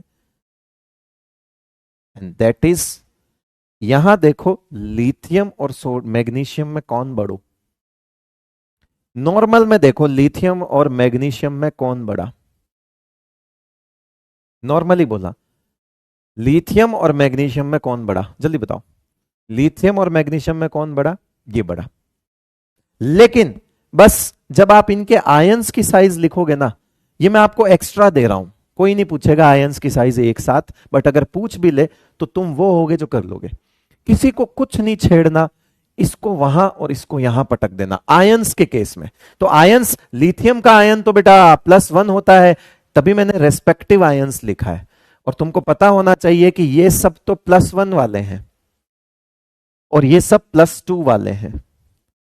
ये हमेशा +2 ही बनाते हैं, ये हमेशा +1 ही बनाते हैं। द रीजन इज ये NS1 होते हैं, ये एक ही इलेक्ट्रॉन लूज करते हैं, इनका वैलेंस इलेक्ट्रॉन एक ही होता है। और ये जो NS2 वाले होते हैं, इनके वैलेंस इलेक्ट्रॉन जो होते हैं वो 2 होते हैं। यानी कि इनकी जो ऑक्सीडेशन स्टेट होती है वो +2 ही रहती है, और इनकी जो ऑक्सीडेशन स्टेट होती है वो +1 होती है। ये आपको आयंस में +1 +1 +1 में मिलेंगे, और ये आपको बगल वाले सारे +2 +2 +2 में मिलेंगे। तो आपको क्या करना है, ये रहा लिथियम, और यहां पे लिखना है मैग्नीशियम, कितना लिख दूं, 2+। आप बोलोगे क्या मैग्नीशियम +3 एग्जिस्ट करता है, मैं बोलूंगा नहीं करता। आप बोलोगे क्या मैग्नीशियम +1 एग्जिस्ट करता है, मैं बोलूंगा नहीं करेगा, क्योंकि उसके +2 ही मिलेगा आपको, क्योंकि उसको वैलेंस इलेक्ट्रॉन 2 हैं, वो 2 उड़ाने में मजा आता है। ये सब आगे जाके जब आप मैच्योरिटी आ जाएगी थोड़ी सब्जेक्ट के लिए, थोड़ा धीरे धीरे, ऐसा नहीं है कि मैं ये एक सब्जेक्ट पढ़ा रहा हूं तो इसकी वजह से ही सारी चीजें सीखोगे, नहीं। आपने फिजिकल केमिस्ट्री के कुछ चैप्टर्स से भी आप चीजों को बारीक बारीक चीजें, बहुत छोटी छोटी चीजें हर जगह पढ़ाई जाती है। जब आप सब कुछ कनेक्ट करके, भाई जा तो सब कुछ यही रहा है, आपका सीपीयू तो यही है। इस सीपीयू में जब खूब सारे सब्जेक्ट की छोटी छोटी बातें जब आती हैं, एक समय के बाद उसको कहते हैं कि आप जब अपने आप सोचने लगते हो कि ठीक है ये चीज वहां बताई थी, ओके इसका मतलब ये होता है ऐसा, ओ ऐसे वाला। तो वो मैच्योरिटी लेवल धीरे धीरे धीरे धीरे सब्जेक्ट है ना टाइम आने पर धीरे धीरे बढ़ता है, तब ये चीजें अपने आप समझ आ जाएंगी, एक दिमाग में फिट हो जाएंगी। ये वो ऐसी कॉमन बातें हैं जो आपको दिमाग में फिट हो जाएगी कि एल्कली मेटल्स सिर्फ +1 शो करते हैं वैलेंसी, और ये सिर्फ +2 शो करते हैं। तो इसका मतलब है यहां पर लिथियम से बड़ा मैग्नीशियम था, बट यहां पे मैग्नीशियम थोड़ा छोटा हो जाता है, और यही एक रीजन है जो इनको डायगोनल रिलेशनशिप में डायगोनली रिलेट करता है। क्यों? क्योंकि डायगोनल रिलेशनशिप में तुमने पावर तो आयंस की ही देखी थी, यानी कि आयनिक पोटेंशियल की देखी थी, और आयनिक पोटेंशियल मतलब आयंस देखा था, और आयंस देखे थे तो साइज क्या देखी होगी? आयनिक साइज देखी होगी। तो बेसिकली इनकी आयनिक रेडियस जो है वो लगभग बराबर हो जाती है, हालांकि मैग्नीशियम छोटा हो जाता है। ये वन चेंज आप कर सकते हो, तो आप इसको ऐसे का ऐसे आप रीअरेंज कर लेना, मतलब आप इसको पूरा लिख दो, पूरा ऐसे का ऐसा कॉपी कर लो, ठीक है। इन दोनों का ध्यान रख लेना, इसको इधर और इसको इधर कर लेना, और बाकियों के जिसके जो चार्जेस हैं उनके प्लस प्लस लगा लेना। कर लोगे नहीं कर लोगे पहले तो ये बताओ? इसको रीअरेंज कर लोगे नहीं कर लोगे? मैं करूं, ये भी मैं करूं? लो कर देता हूं।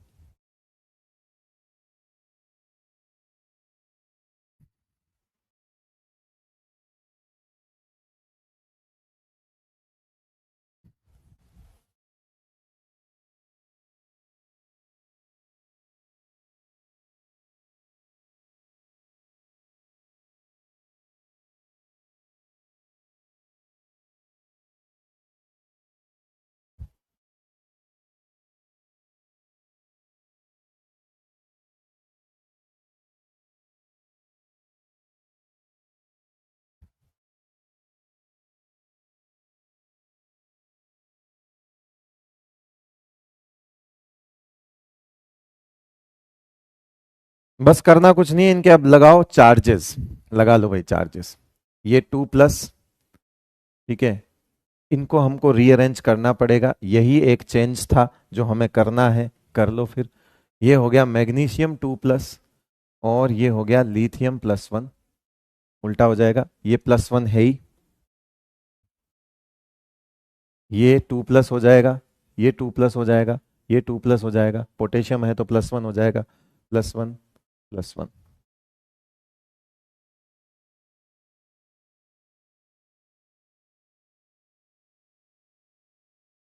समझ आया?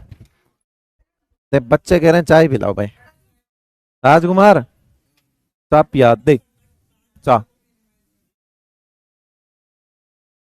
तकड़ी बनाई भाई, कतई चाला पाड़ दे।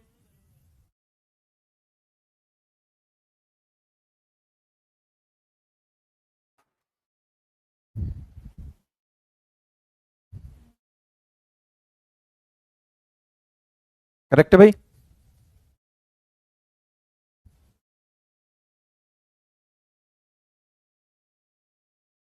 राजकुमार क्या है कि थोड़ा सा मृदुल है, तो वो चाय हमेशा मीठी ही बनाता है, मतलब पता नहीं उसमें है ही इतनी मिठास कि वो बनाता है तो वो चाय ज्यादा मीठी हो जाती है। मीठी कम करना, ठीक? हाँ, अरे जादू है इसमें, इसकी आंखों से मीठा कर दे ये किसी को भी, अलग लेवल पे है ये।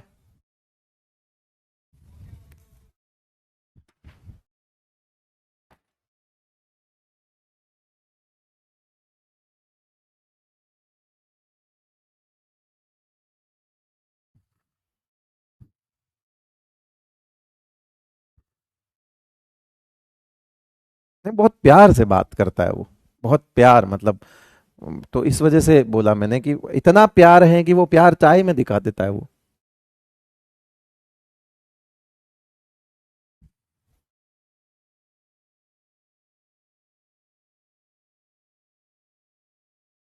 आज सदमे में चला जाए आदमी, ऐसी बना रखी थी एक बार तो, क्या ही बोलूं मैं, इतनी मीठी, इतनी मीठी। और उसे बोलते हैं कि ये पी के बता ये चाय मीठी तो नहीं है, पी के बोलता है नहीं मीठी है। अब वो मीठा मीठा रिपल्शन हो जाता है जो उसे समझ ही नहीं आता, उसे तो वो टेस्ट आता नहीं है रिपल्शन की वजह से। नहीं, आदमी बढ़िया बढ़िया आदमी। मजाक वाली बात है, ठीक है, हंसी टिटोले की बात है।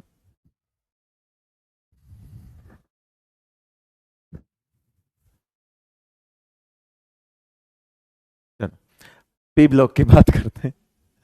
पी ब्लॉक में एक लफड़ा है, ग्रुप 13 का। अच्छा, लेफ्ट टू राइट जो है, नो एक्सेप्शन। ठीक है, तो ये तो आप साइड में लिख दो, left to right no exception. Top to bottom की बात करते हैं।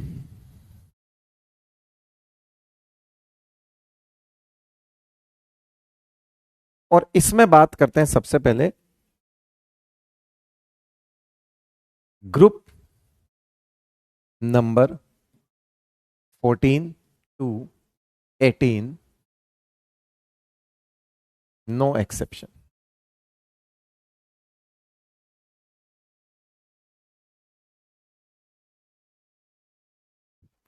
यानी कि एक खुशियों का पिटारा आपके पास, वो क्या है, वो आप डायरेक्ट यहां लिख सकते हो। कार कि कार्बन सिलिकॉन, ये हम लिख चुके हैं इस तरह से। ठीक है, जैसे कार्बन वाला हो गया, ये ग्रुप 14 है, ये 15 है। नाइट्रोजन वाली फैमिली हो गई, इंक्रीज। 16 ऑक्सीजन वाली फैमिली हो गई। 17 वो भी हम कर चुके हैं, एफ सी एल वाला, पीछे कर लिए ये काम हमने। 18 भी हम कर चुके हैं, हीलियम, नियोन वगैरह, कोई दिक्कत नहीं। हमने वहां पे बोरोन वाली फैमिली नहीं ली, आप में से किसी ने पूछा भी नहीं था, तो मैंने कहा था कि जो चीज अलग है उसे हम अलग करेंगे। ये जो 13th ग्रुप है ना, बोरोन फैमिली,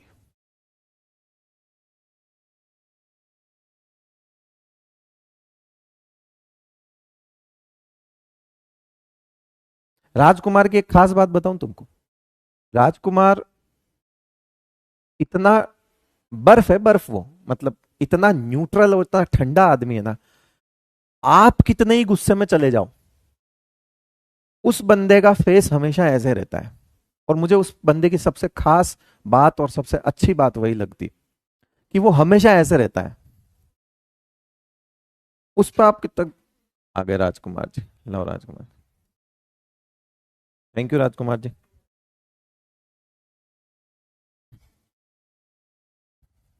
वो वहां से भी सीखने को मिलता है भैया, कि वो किसी भी सिचुएशन में एक ही जैसा है। मतलब मैंने देखा है बहुत सारे टीचर्स होते हैं, तो चाय वगैरह टाइम पे या पानी की बोतल वगैरह नहीं भरी हुई हो तो वो गुस्सा करते हैं। मेरी आदत है, मैं इन छोटी चीज़ों पर गुस्सा कभी नहीं करता। तो लेकिन कुछ टीचर्स होते हैं और उन्हें चीज़ें टाइम पर चाहिए होती है, और मैं ऐसा आदमी हूँ कि जाके अपनी बोतल खुद भर के ले आता हूँ। मेरे फर्क नहीं पड़ता, एक बार के लिए कोई बोल दे चाय बना के पी लो, पी लूंगा। लेकिन मैंने देखा है कि वो जो टीचर का एग्रेशन होता है ना, वो बहुत, टीचर एकदम प्लानिंग करके गुस्सा करके उसके ऊपर चिल्ला रहा है और वो ऐसे खड़ा है। मतलब वो, मतलब टीचर वो फास्ट बोल है, और राजकुमार जी द्रविड़ है, कि राहुल द्रविड़ है, कर ले कितनी भी फास्ट बॉल करनी है, कि ये ले, वहीं रोक दी, आजा भाई क्या करेगा आप, कुछ नहीं, खत्म कर देता है, जीरो, एकदम शांत, किसी भी सिचुएशन में। आप चिल्ला, मतलब मैं एक बार चाय मीठी होने पे चिल्लाया था, मैंने कहा भाई यार इतनी मीठी तो मत किया कर। मीठी हो गई क्या, दूसरी बना देते हैं, चिल, चिल, जीरो भाई। ये मैंने उससे सीखा कि यार बहुत मुश्किल होता है ये भी, ठीक है, कि आप गुस्सा ना करो, बहुत मुश्किल काम है,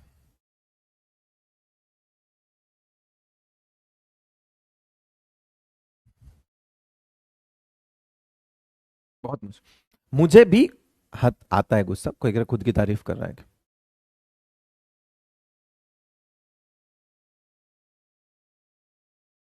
ये तो पैदा होके भी मम्मी पापा को यही बोला होगा, तुमने तो मजे के लिए मेरे को पैदा कर लिया।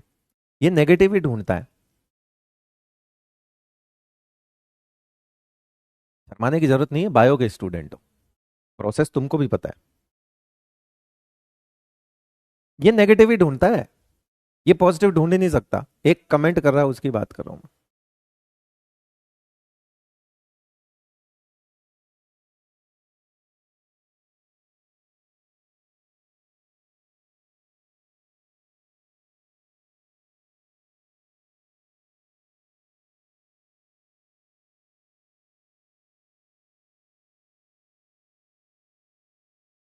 कह रहा डार्क। क्या डार्क है इसमें? क्या डार्क क्या है? जूलॉजी नहीं पढ़ेगा? डॉक्टर नहीं बनना है? कह रहा डार्क। मतलब तू पीजी करने के बाद भी बहुत बड़ा डॉक्टर बन जाएगा, तब भी अपने पेशेंट को यही कह रहा होगा कि आसमान से गिरते हैं, परी छोड़ के जाती है ना? यही बोलेगा ना, आसमान से गिरते हैं परी छोड़ के जाती है। बोले रिप्रोडक्शन, अरे हमने पढ़ा ही नहीं, हमको नहीं पता, हमने नहीं पढ़ा। नहीं नहीं नहीं, ओ अरे रे रे रे रे रे।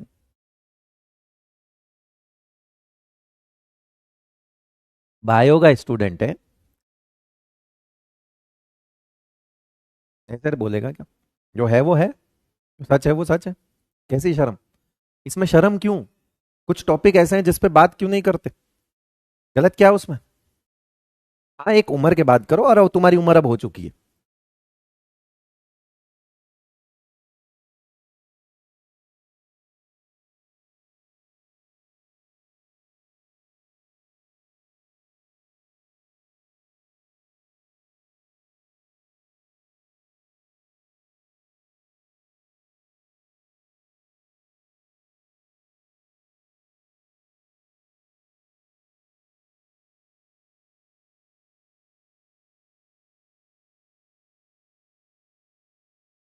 चल,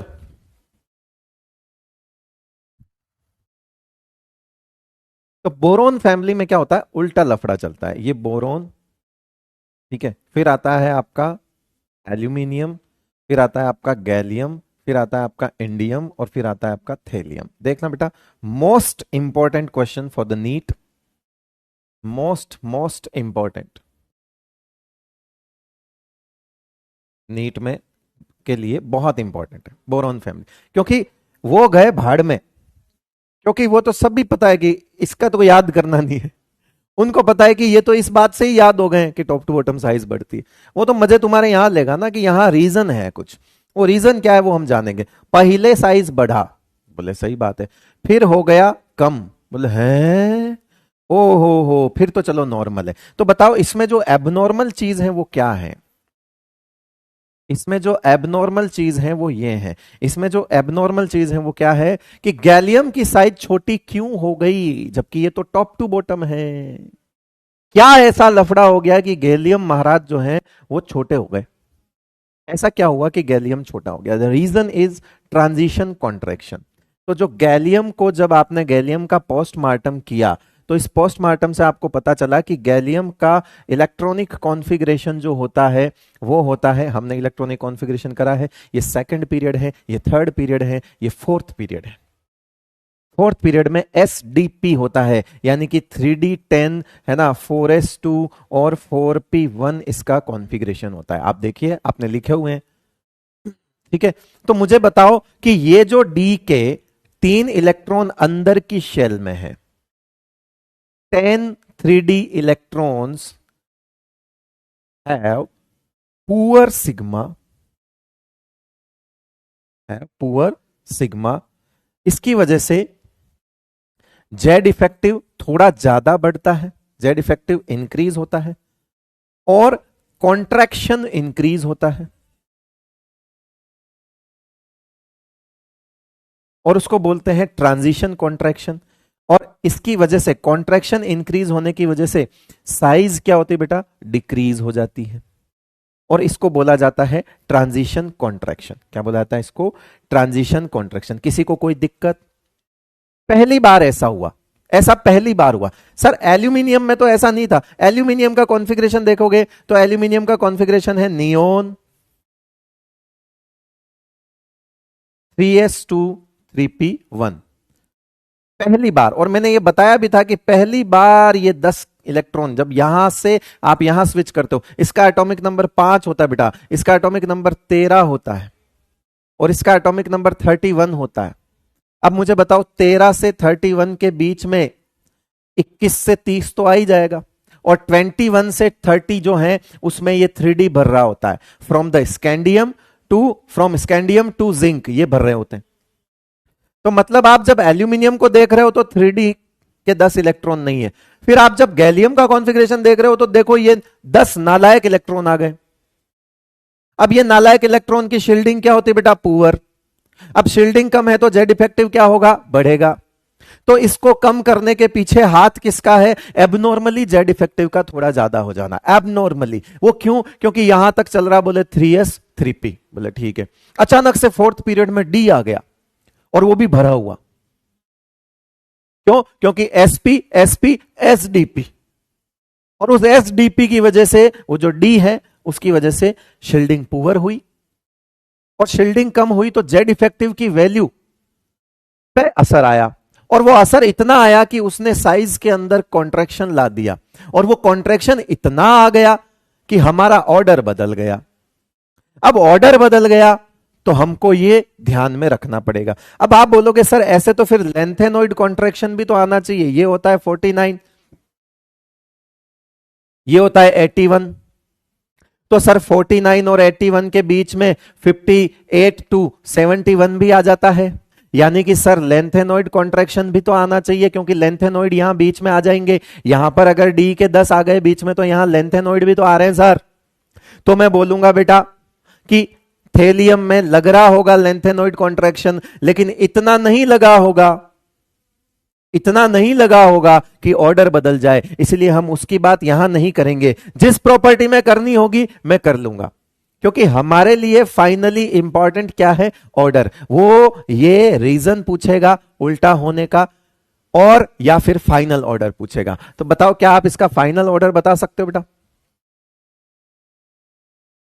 फाइनल ऑर्डर बता सकते हो? यस। चलो, तो अब आप क्या लिखोगे? In gallium 10 3D electrons have poor shielding, पर चाहो तो लिख दो, वरना मेरे हिसाब से तो जरूरत नहीं है। ये गैलियम की तो बात करिए। In gallium 10 3D electrons have poor sigma, poor shielding, है ना? That's why Z effective increases significantly, है ना? जेड इफेक्टिव इंक्रीज होता है अच्छा खासा, और contraction in size occurs, contraction in size जो है वो इंक्रीज होता है। दैट्स व्हाई साइज जो है वो डिक्रीज हो जाती है। अगर कॉन्ट्रैक्शन इंक्रीज होगा तो साइज क्या हो जाएगी? डिक्रीज हो जाएगी। It is known as transition contraction, जो कि हम पहले से जानते हैं। द रीजन गैलियम छोटा होने का पीछे रीजन क्या है बेटा? Transition contraction. अब तो नहीं पूछोगे कि ट्रांजिशन कॉन्ट्रैक्शन क्या होता है, क्योंकि ये बात तो हम पढ़ चुके हैं। सुहानी कुमारी, बेटा पिछला लेक्चर देखो, ट्रांजिशन कॉन्ट्रैक्शन भी तो बता रखा है। सर आप कोटा में पढ़ाते हो? हाँ सर। क्लास खत्म कब होगी? 8 बजे, वक्त पे होगी ना सर? पोल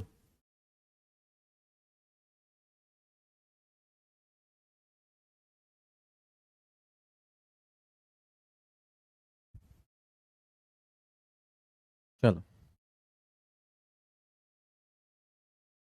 राजकुमार जी से मिल लो। राजकुमार, राजकुमार जी कहाँ गए? राजकुमार जी, चलो छोड़ो फिर, बच्चे डिमांड कर रहे हैं उनकी कि राजकुमार जी को लाओ। हाँ, रहने दो रहने दो, रहने दो, कल कर देंगे।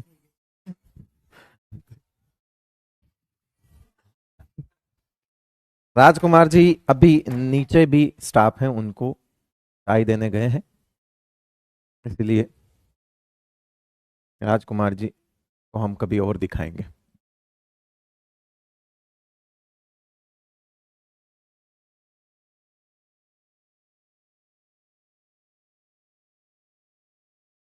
चलो भाई, तो मैं इसकी कोई लैंग्वेज नहीं लिख रहा हूं, अगर लिखनी है तो तुम लिखोगे, ठीक है? मेरा तो ऐसे ही नोट्स होते हैं राठौड़ी वाले।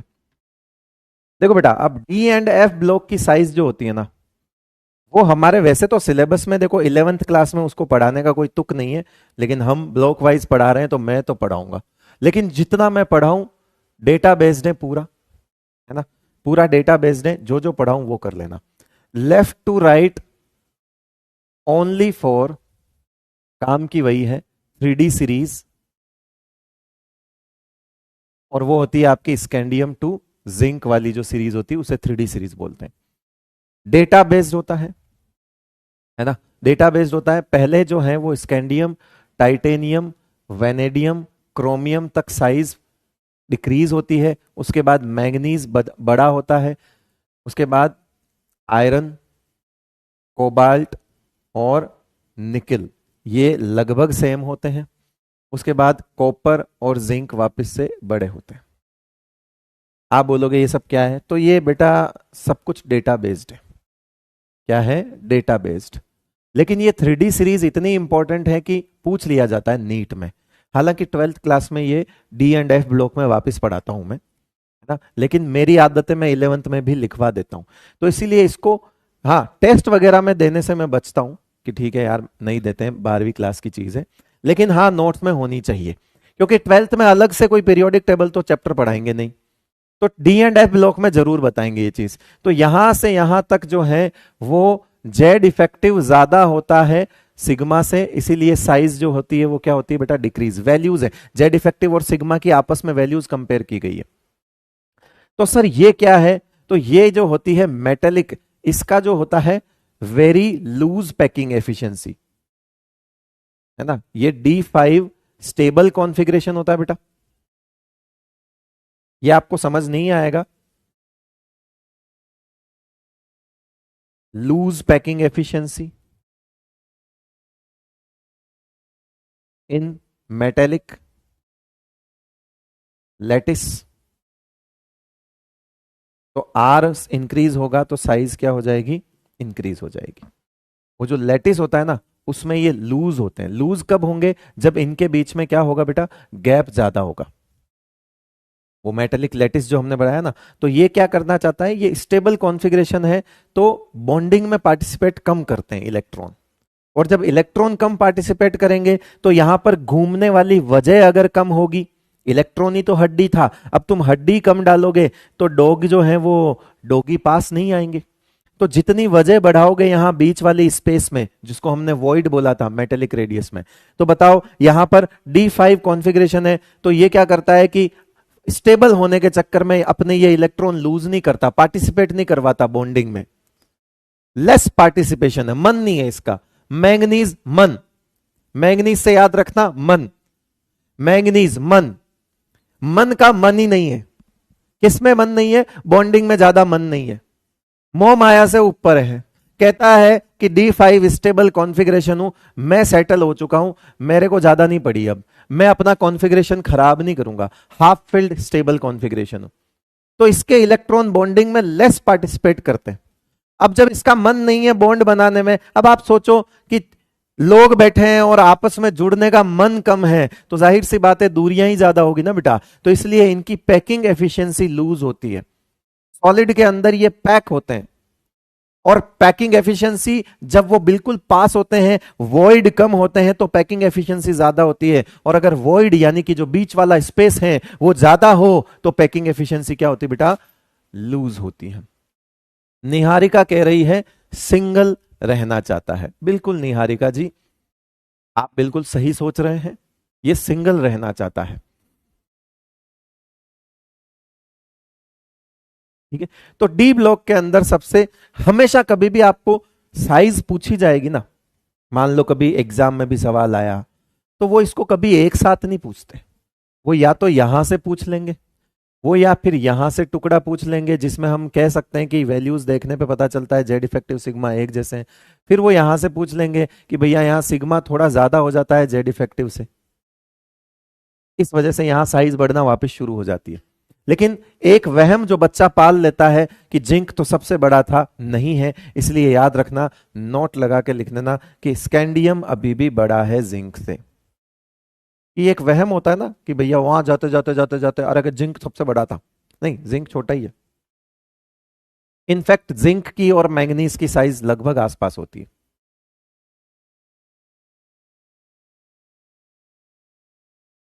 ठीक है बेटा, पढ़ना है तो पढ़ लो, फालतू बात तो करो मत।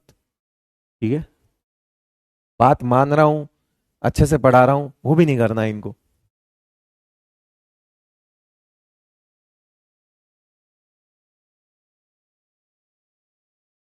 फिर आता है डी ब्लॉक में टॉप टू बॉटम, वो ज्यादा इंपॉर्टेंट है।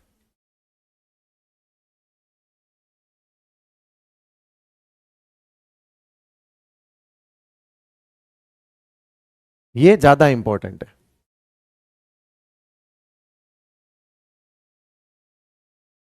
कैसे, बताते हैं। एक ग्रुप है थर्ड, जिसका नाम है स्कैंडियम, इट्रियम, लेंथेनम। यहीं तक देखेंगे हम। फिर एक ग्रुप है फोर्थ, जो है आपका टाइटेनियम, जिरकोनियम और हॉफनियम। फिर ये यहां पर फिफ्थ ग्रुप है। ऐसे करके ये पूरा ट्वेल्थ ग्रुप तक चलेगा। ऐसे ही चलेगा। अपनी पीरियोडिक टेबल में देखते रहो। अगर इन चीजों को देखकर ऐसा डर लगता है कि ये क्या लिख रहा है, तो पीरियोडिक टेबल देखो, अपने पास रखो पीरियोडिक टेबल हमेशा। इनका अरेंजमेंट देखो, वहां पर थोड़ा सा अच्छा महसूस होगा। मिलेगा कुछ नहीं देख के, बट अच्छा महसूस होगा कि मैं क्या लिख रहा हूं, है ना, मैं इनको कैसे रीअरेंज कर रहा हूं। देखो, इसका एटॉमिक नंबर कितना होता है बेटा, 21। इसका एटॉमिक नंबर कितना होता है, 39। इसका एटॉमिक नंबर कितना होता है, 57। हम सब ये जानते हैं कि इसका एटॉमिक नंबर 22 हो जाएगा, इसका 39 है तो इसका 40 हो जाएगा, एक ही तो आगे है। लेकिन इसका 58 नहीं होता है, ये हम सब जानते हैं। इसका एटॉमिक नंबर होता है 72। यानी कहानी में बदलाव आया। और बदलाव क्या आया, वो यहां से यहां तक के बीच में 58 टू 71 क्या आ गए, लेंथेनोइड्स।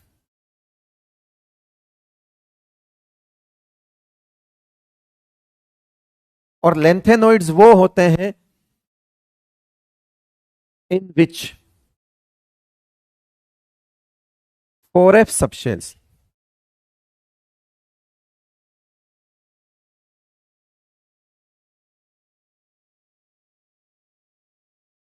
लेंथेनोइड वो है जिसमें 4f सबशेल्स भर रही है ना, मैंने फिलिंग लिख दिया।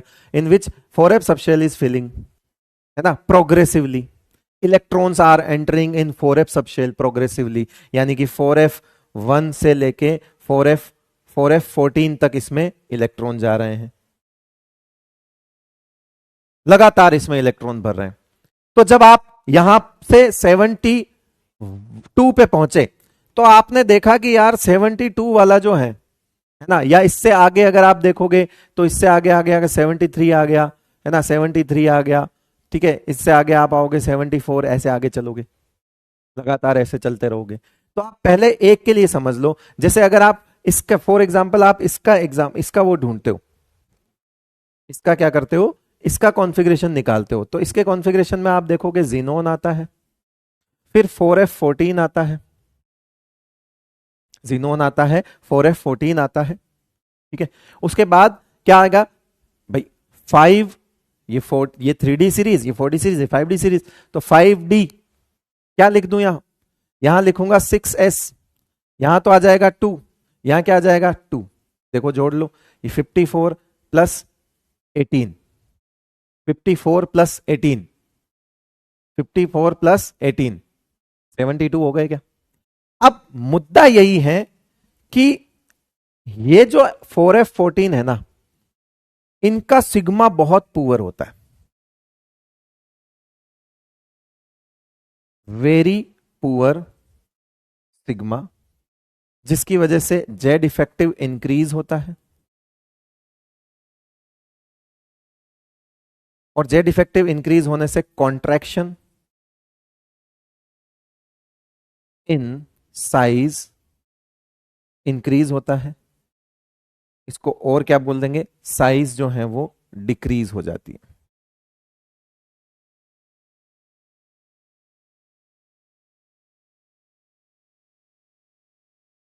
वापस सुनो, हुआ क्या कि यहां तक तुम खुद सोचो, टॉप टू बॉटम साइज क्या होती है बेटा, बढ़नी चाहिए, बढ़ गई, इसकी भी बढ़ गई। यानी थर्ड ग्रुप में कोई एक्सेप्शन नहीं है, no exception in third group.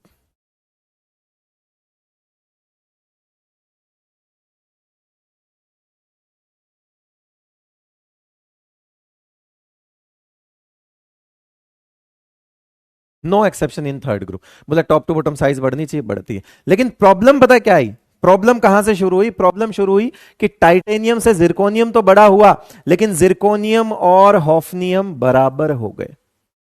और ये बराबर कब हो सकते हैं? कि इसके साथ तो छेड़खानी हुई नहीं। छेड़खानी किसके साथ हुई? इसके साथ हुई, हॉफनियम के साथ छेड़खानी हुई। क्यों? क्योंकि हॉफनियम का कॉन्फ़िगरेशन में आप भिड़ते ही 4f14 आ जाता है। पहला एलिमेंट है डी ब्लॉक का जिसमें तुरंत 4f14 आपको नीचे, क्योंकि बीच में ये आ चुके हैं और ये आ चुके हैं, तो 4f14 हो चुका है, भर चुका है पूरा। बीच में अगर ये आ गए तो इसमें भरा हुआ मिलेगा, भरा हुआ मिलेगा तो इसके शील्डिंग बहुत कम होगी, शील्डिंग बहुत कम होगी तो जेड इफेक्टिव ज्यादा होगा, तो इसमें एक एक्स्ट्रा कॉन्ट्रैक्शन लगेगा। जैसा वहां लग रहा था वैसा यहां पे लगता है। बस फर्क यह है कि इसको तो लेंथेनोइड कॉन्ट्रैक्शन बोलेंगे, इसको लेंथेनोइड कॉन्ट्रैक्शन बोलेंगे, उसको हमने ट्रांजिशन कॉन्ट्रैक्शन बोला था। अब आप सोचो मैं आपको क्या सिखा रहा था, बस इसके बाद क्लास ऑफ कर रहा हूं, रुक जा, सबर खा ले। अगर ये लगभग बराबर हुए हैं तो छेड़खानी उसके साथ नहीं इसके साथ हुई है, और इसके साथ भी छेड़खानी क्या हुई है वो समझ। देख, ये रहा टाइटेनियम, ये रहा जिरकोनियम, और ये रहा हॉफनियम। दिख रहा है?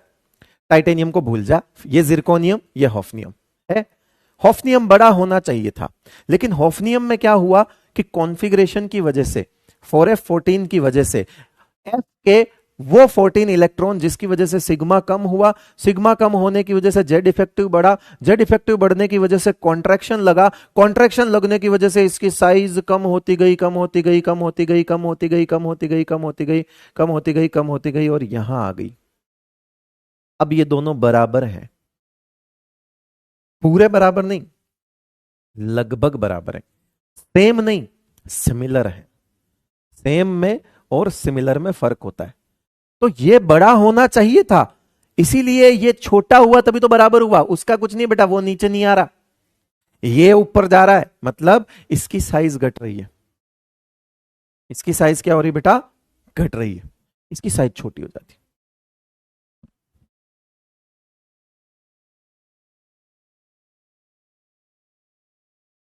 तो आप क्या लिखोगे कि except group third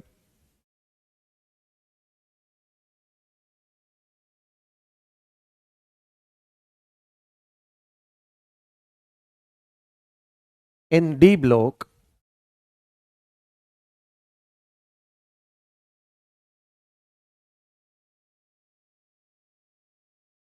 size of 4D series and 5D series elements are similar due to lengthenoid contraction.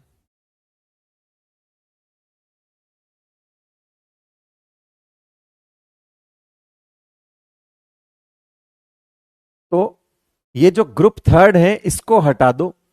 इसको तो आप ऐसा डायरेक्ट लिख सकते हो कि भैया इसमें तो क्या था, स्कैंडियम से बड़ा यट्रियम से बड़ा लेंथेनम है। बट ग्रुप फोर्थ से, ग्रुप नंबर फोर्थ से 12th तक अगर आपसे पूछे तो आप क्या करोगे? 3D से बड़ा 4D, और 4D से और 5D लगभग क्या हो जाते हैं? बराबर। 3D सीरीज एलिमेंट, ठीक है, वो कोई भी हो सकता है। जैसे आपके एग्जाम्पल के तौर पे जो कभी पूछा जाएगा तो वो यही पूछा जाएगा, टाइटेनियम, जिरकोनियम और हॉफनियम।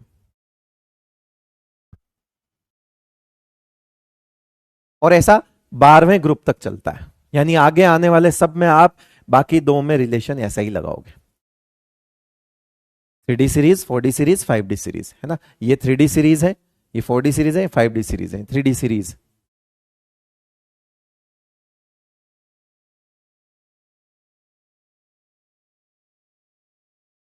है ना? 5D सीरीज क्यों बोला? क्योंकि इसमें 5D चलता है, उसमें 4D चलता है, उसमें 3D में इलेक्ट्रॉन भर रहे होते हैं।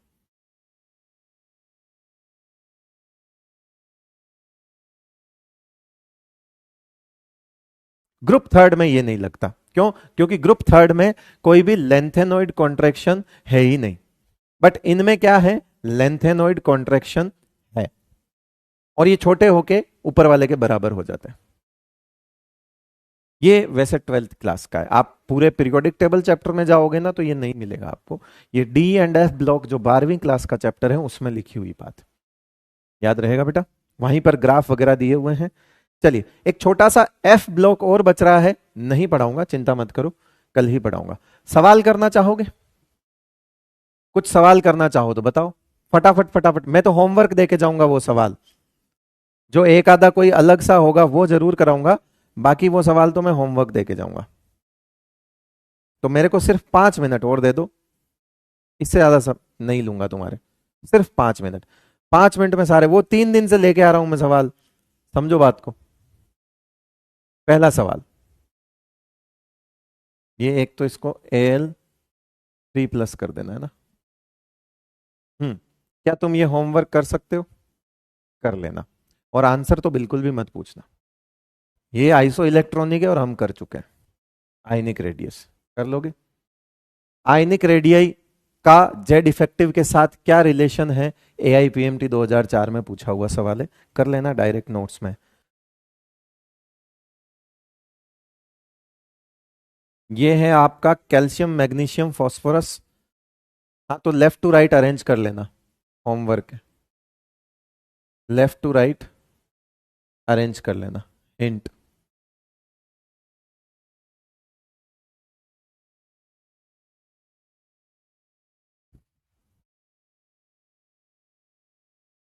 हाँ इसमें टॉप टू बॉटम करना पड़ेगा आपको, ये ध्यान रख लेना, ये टॉप टू बॉटम है, बाकी अरेंज कर लेना। जैसे ये मैग्नीशियम है तो ये कैल्शियम तो बड़ा ही होता है, और इससे छोटा फॉस्फोरस और इससे छोटा क्लोरीन है, तो आप खुद ही देख लो, फिर हो गया ये।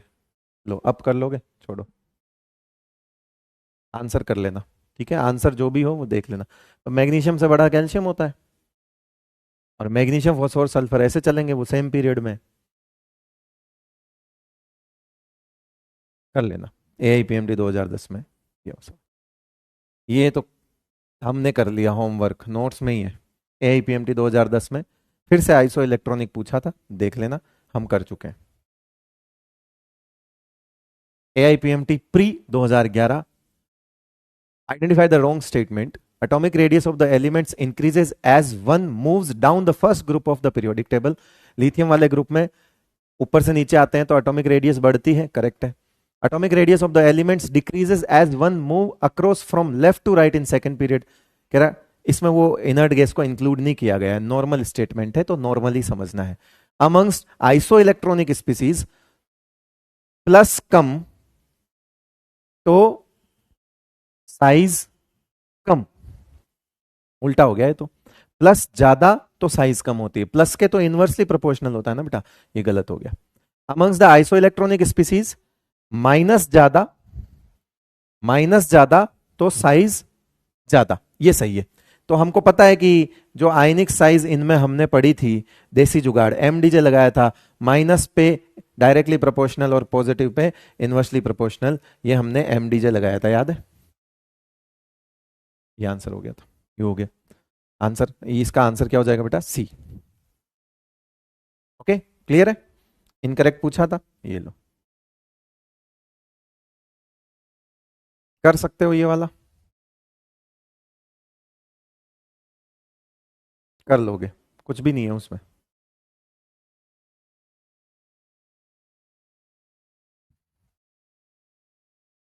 बेरिलियम+2 किसके साथ आइसो इलेक्ट्रॉनिक है? बेरिलियम+2 का मतलब है 2 इलेक्ट्रॉन, अब इनमें से 2 इलेक्ट्रॉन वाला कौन है देख लेना।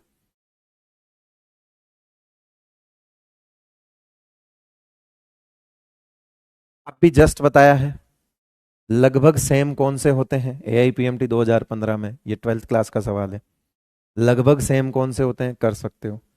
ग्रुप 13 का ऑर्डर हमने कर लिया, ट्रांजिशन कॉन्ट्रैक्शन का ध्यान रखना, नीट 2018 में पूछा हुआ सवाल है, होमवर्क।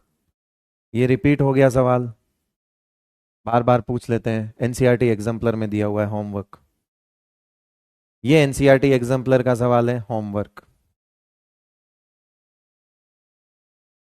ठीक है। अब करने वालों ने साथ साथ कर लिए, मुझे पता है ना कैसे, तो सवाल नहीं है, होमवर्क किस बात का होमवर्क है? ऐसा होमवर्क है जिसको कोई डिस्कस नहीं किया जाता है, ये कर लिया, ये कर लिया, सब कर लिया, सब। ये रहा। ये क्या कह रहा है ये? एआईपी एम्स 2014 में पूछा हुआ है कि वेनेडियम टाइटेनियम, ये तो करेक्ट है। सल्फर क्लोरीन, क्लोरीन बड़ा नहीं हो सकता, लेफ्ट टू राइट में। सीजियम से रुबिडियम बड़ा नहीं हो सकता, सीजियम बड़ा होगा। और नियोन बेरिलियम, अब यहां लफड़ा डाल दिया इन्होंने हैं। तो अब हमें क्या है कि ऐसे देखना पड़ेगा कि वेनेडियम जो है वो छोटा है। हाँ तो ये गलत हो गया ना, सॉरी, हो गया ये वंडरवॉल रेडियस की वजह से। देखो अब एम्स ठीक कर सकता था ये काम, और आज भी हम यही चाहते हैं कि ऐसे ही सवाल आए। ये लेवल है ना यार, इंडिया का टॉप मेडिकल एग्जाम दे रहे हो तुम, उसके अलावा कोई एग्जाम ही नहीं है एमबीबीएस में एंट्री के लिए। एकमात्र एग्जाम्पल, एकमात्र एग्जाम है, और उसमें भी अगर ऐसे सवाल नहीं पूछेंगे तो क्या मजा फिर। कम से कम ये लेवल तो होना ही चाहिए। ये देखो वंडरवॉल रेडियस की वजह से वो इंक्रीज करेंगे। ठीक है,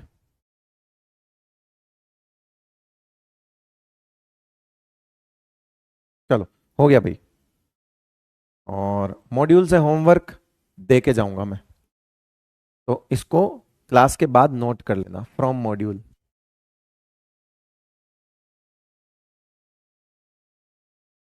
तो क्लास के बाद देख लेना इसको, जिसके पास मॉड्यूल है वो कर लेगा, जिसके पास नहीं है वो मंगवा ले। चलिए भैया, बहुत बहुत शुक्रिया आपका, थैंक यू सो मच, और मिलते हैं अगले सोमवार को। तब तक के लिए नमस्कार।